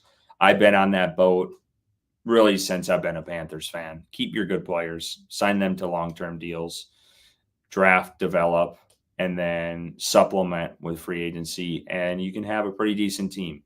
Now, Carolina has consistently gotten rid of their best players, and that's why we are sitting here and being negative for 2 hours because they're dog shit. That's the reality. So Carolina finally made a smart trade and got Deontay Johnson. Try to extend him and get a long-term deal done. Now, if he doesn't want to play here, obviously that's an issue. But I do think he wants to play here, and I talked about that last week. I think he's happy. He looks like a changed person just based off of all the bullshit that he dealt with in Pittsburgh and all the backlash he got there with being an issue on the field and in the locker room, whatever you want to, all the reports out there. I think we saw it in the Draft Confidential or the Camp Confidential, his relationship with JC Horn. I feel like he's, built something there. I feel like he did really like Bryce Young. And obviously he's not under center right now. But then he's also, getting thrown to from Andy Dalton, and he is the focal point of this offense. And Dave Canales has made that there's no secret about it, that Deontay Johnson is going to be the person they turn to in this offense. And he's said that multiple times. So I think it is in their best interest to go out and try to get a long-term deal done with this guy sooner rather than later, because the more catches and targets and touchdowns he gets and yards, the higher his price tag is going to be. So I know that based off of reporting, when he got dealt to Carolina, Pittsburgh turned down the Kansas City Chiefs, who wanted him because they didn't want to trade him to a team within their conference who was a playoff team and who could be well on their way to their third Super Bowl. So, and I don't question that whatsoever. I wouldn't have done it either. So there's obviously some speculation there that Kansas City really likes Deontay Johnson. And that brings me to this morning, what I put out on Twitter, if you haven't read our account, Jeremy Fowler, when he was talking about the Chiefs and possibly trading for a wide receiver, said Carolina's Deontay Johnson would be a good fit, but his base salary is $7 million, and the Panthers don't seem eager to deal him just yet. So just yet is interesting in that sentence. But I don't think Carolina should do it. I don't. If they're on a true fire sale and they want to get rid of everyone and start fresh, they might go that route. And Deontay Johnson doesn't want to sign a long-term deal. I just don't think it's a good idea. If they can convince him to stay, I would be doing that wholeheartedly. Adam Thielen, we talked about it last week. I think he would be the guy I would get out of there because I do think Coker has, carved out a nice kind of Thielen type role for this offense. Obviously, I do think Thielen adds value, and I know Andy Dalton really likes him. And I know he added value for Bryce Young because Bryce Young targeted him all last year because he was the only target. But that would be a guy I would deal. He's kind of, he's aging out. I don't think there's as much value for Dalton with him. So I do think he could, I don't know what you'd get for him. Maybe, honestly, I don't know if a sixth. I don't know if you get higher for a sixth. Do you think you get higher than a sixth for Thielen? No. Just based what did Amari Cooper just go for? Amari Cooper went for a fifth to the Browns, and then he got traded now for a third. But I don't know how they got Amari Cooper for a fifth. That was one of the most such a bad trade for Dallas. I think it would be a late round, if that, for Thielen. And you can kind of argue one way or the other if you think that's worth it. And then this is another guy that no one's talked about. I didn't put it out today. I did see it in the same article that Fowler, and I'll just read it for you because I do have ESPN Plus. But when this was actually Dan Graziano. He was talking about the Lions, and obviously they lost Aiden Hutchinson to that awful injury this past weekend, so they might be looking for an edge rusher. And he mentioned Jadeveon Clowney. He said Jadeveon Clowney has a $2 million in guaranteed 2025 money in his deal with Carolina, but that likely wouldn't stand in the way of a deal once he's healthy. So could Carolina dish Clowney before the deadline? Maybe. I'm going to side probably not because I think there's other folks out there. I'm sure the Lions have reached out on Hassan Reddick, and maybe they try to dabble with him. I know Graziano also mentioned Ojulari as a possibility. So that one I don't know, but I just putting that out there because I don't think people have really talked about Clowney as a possibility very much. But up to this point, it hasn't been ideal. The numbers aren't there for him. And I know it was a great, he's coming, played at South Carolina. This is a homecoming for him, but it's obviously he hasn't had help either. So that doesn't help, but just, it hasn't been there. I know I want to mention this because this is another guy I honestly have not thought of quickly. And then we can get to our bets and predictions. But Solon Ops 42, possibly someone like Xavier Woods in the last year of his contract. Maybe. If Woods really wants out and they want to do good by him, but I doubt it. I think he's going to stick around, to be totally honest with you. Horn, they can't get rid of Horn. If Horn keeps it up, he's going to get a deal. He's going to get a long-term deal with them. If he stays on the field, I think. And again, it goes back to you got to quit getting rid of your good players.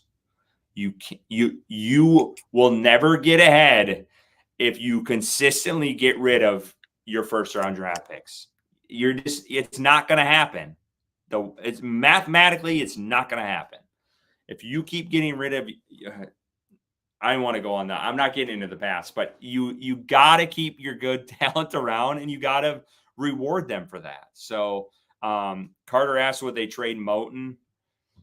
I personally wouldn't. I think Moton's more valuable than people think, personally. Bryson, where are you at with Moton? Would you deal him? No, I think he's been a model of consistency and, him missing his first game since he's been in Carolina last week, and then model of consistency and play on the field. I think that this is a guy that you ride until he can't play anymore. I think he's a lifetime Panther. And I have a hard time seeing him wanting to be traded, honestly. I think he likes it here, and this is a guy you got to keep around. Like you say, keep your good players. He is aging, but his play hasn't dropped off at all, and he's only gotten better. So he's always on the field. Yeah. Sometimes availability is your best ability, and he's consistent with that. Rayeth asks, how much cap will the Panthers have in 2025? I'm looking on over the cap right now, and it says $41 million this next year. It's not great. It's not in the red, so they do have some wiggle room. But it blows my mind because I always feel like every year they're like, oh yeah, the next year is when Carolina has all this cap space. And then when it comes to it, they never do. But they did spend, like we talked about before, they spent big with the offensive line. So, but let's get to it, Bryson. Let's get to our bets. By the way, we hit on our parlay last week and no one took a screenshot and tailed us, or maybe they tailed us and just didn't want to say. But I'm telling you all, we hit last week, all three of us, and Bryson, at the expense of the Panthers, finally hit. But yeah, we completed our parlay. So we got one for you guys this week. Here it is. And I'll start, and then Bryson, you can go after. And then I'll talk about Ricky's here too for a minute. This week, I'm going with the Jets. They just picked up Davante Adams. They just lost to Buffalo in a very close game. Probably should have won that game if it wasn't for their kicker and the swirling wind at MetLife Stadium. But I'm slamming this bet hard. I know they're playing Pittsburgh on Sunday night, and I think that kind of plays into it. Pittsburgh, for some reason, is considering playing Russell Wilson when they're 4-2 and Justin Fields has been playing really well. Makes no damn sense in the world. Why create chaos when you don't have to? So I think that whole thing is going to be a mess for Pittsburgh. The Jets are going to try to build off the momentum of signing Davante Adams. They're obviously all in on the season. And I think the Jets are going to win this one, honestly, pretty handily. So I'm going to take the money line for them this week over the Pittsburgh Steelers. Bryson, you're going against the Panthers again. I don't blame you. Yeah, hey, I won last week and won pretty comfortably. So you sat through this episode and you listened to us talk about the Commanders' offense and the Panthers' defense. I think 8 is generous. I think that this number could be much higher, that the Commanders are favored by. I don't think this game is going to be close. When you look at the number, minus 410, it speaks to that. But I think that this is a safe bet. We've seen the Panthers. They haven't been in close games recently. They're playing the best offense they've played to this point in the season. Jaden Daniels playing out of his mind versus a defense that can't communicate in the secondary, that can't stop the run. I think that, unfortunately, this is going to be another win for me. Voting against the Panthers, betting against the Panthers, and we're going to be looking at another potential parlay hit for us on Panthers on Tap. Yeah, and then Ricky, he's got Jaden Reed, anytime touchdown for the Green Bay Packers. I know Dontavion Wicks, I think he's dealing with an injury. Just looking at trying to make sense of Ricky's bet here, since he's not here. But I know Wicks is dealing with an injury. Reed, looking at his stats, he's scored touchdowns in 2 out of 3 last games. So there's that to consider. So yeah, this is our bet. I think Carter said he would have done Jaden Daniels. We went with DraftKings this week. They don't have a lot of their same game parlay and player props out yet, so we couldn't take those, because I think all of us would have taken across the board on a Wednesday anyone on the Commanders team against Carolina's defense. But this is our parlay this week. So again, I will post this on Twitter tomorrow. And if you're tailing, which means you're taking our parlay, screenshot your bet, put it in the comments, and we'll do something fun next week for you guys supporting us. And again, use our designated link. It's signupexpert.com/Panthers. It'll take you to our landing page, which populates every single sports book in your region that is available to you. Click on the link, sign up for a sports book in your area, place a bet, and you can start betting from there. And we would appreciate the support. Again, this is our parlay for this week. We hit last week on all three, and we're hoping to hit again this week. But let's get into it, Bryson, for our predictions for this game. Why don't you start? Yeah, I think I touched on it throughout the episode tonight. I just don't see any way that this Commanders offense is going to step on the field and not score points with the way they've been playing to this point in the season. Jaden Daniels, the best rookie quarterback in the league right now, doing it rushing, doing it passing, however he wants, versus a defense that hasn't been able to stop a nosebleed. I don't think it's going to be close. I really don't, and that's why I took the Commanders -8. I got Washington 42, Carolina 24. Oh, that's brutal. Yeah, I don't think it's going to be close either. I think this defense there's way too many holes. They might not have Clowney again this week. I know they signed a guy off the practice squad in Pittsburgh, an outside linebacker. Don't know a ton about him. Just trying to add some sort of depth. I know they had Marquise Haynes. We're still waiting on who's the guy they signed on the practice squad last week who's older? Do you remember his name? Yeah. Lawson, Shaq Lawson. Yeah, it's Shaq Lawson. So they have him. He might be brought up this week if Clowney can't go. But yeah, I think it's going to be, like I said off the top of the show, I think it's going to be a bloodbath. It's going to be a long day.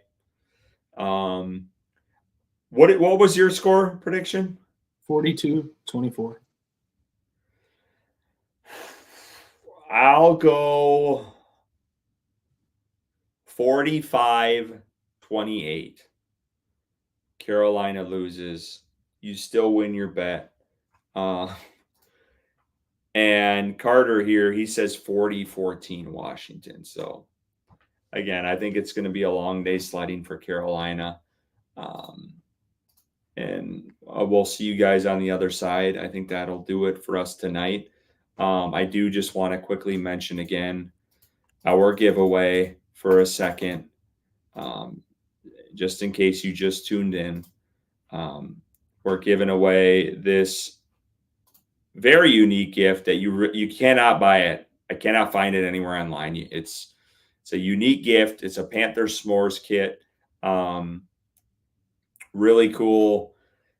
All you got to do, subscribe, follow us on Twitter, and then repost our tweet. We're going to put it out tomorrow. We'll pick a winner on the podcast next week.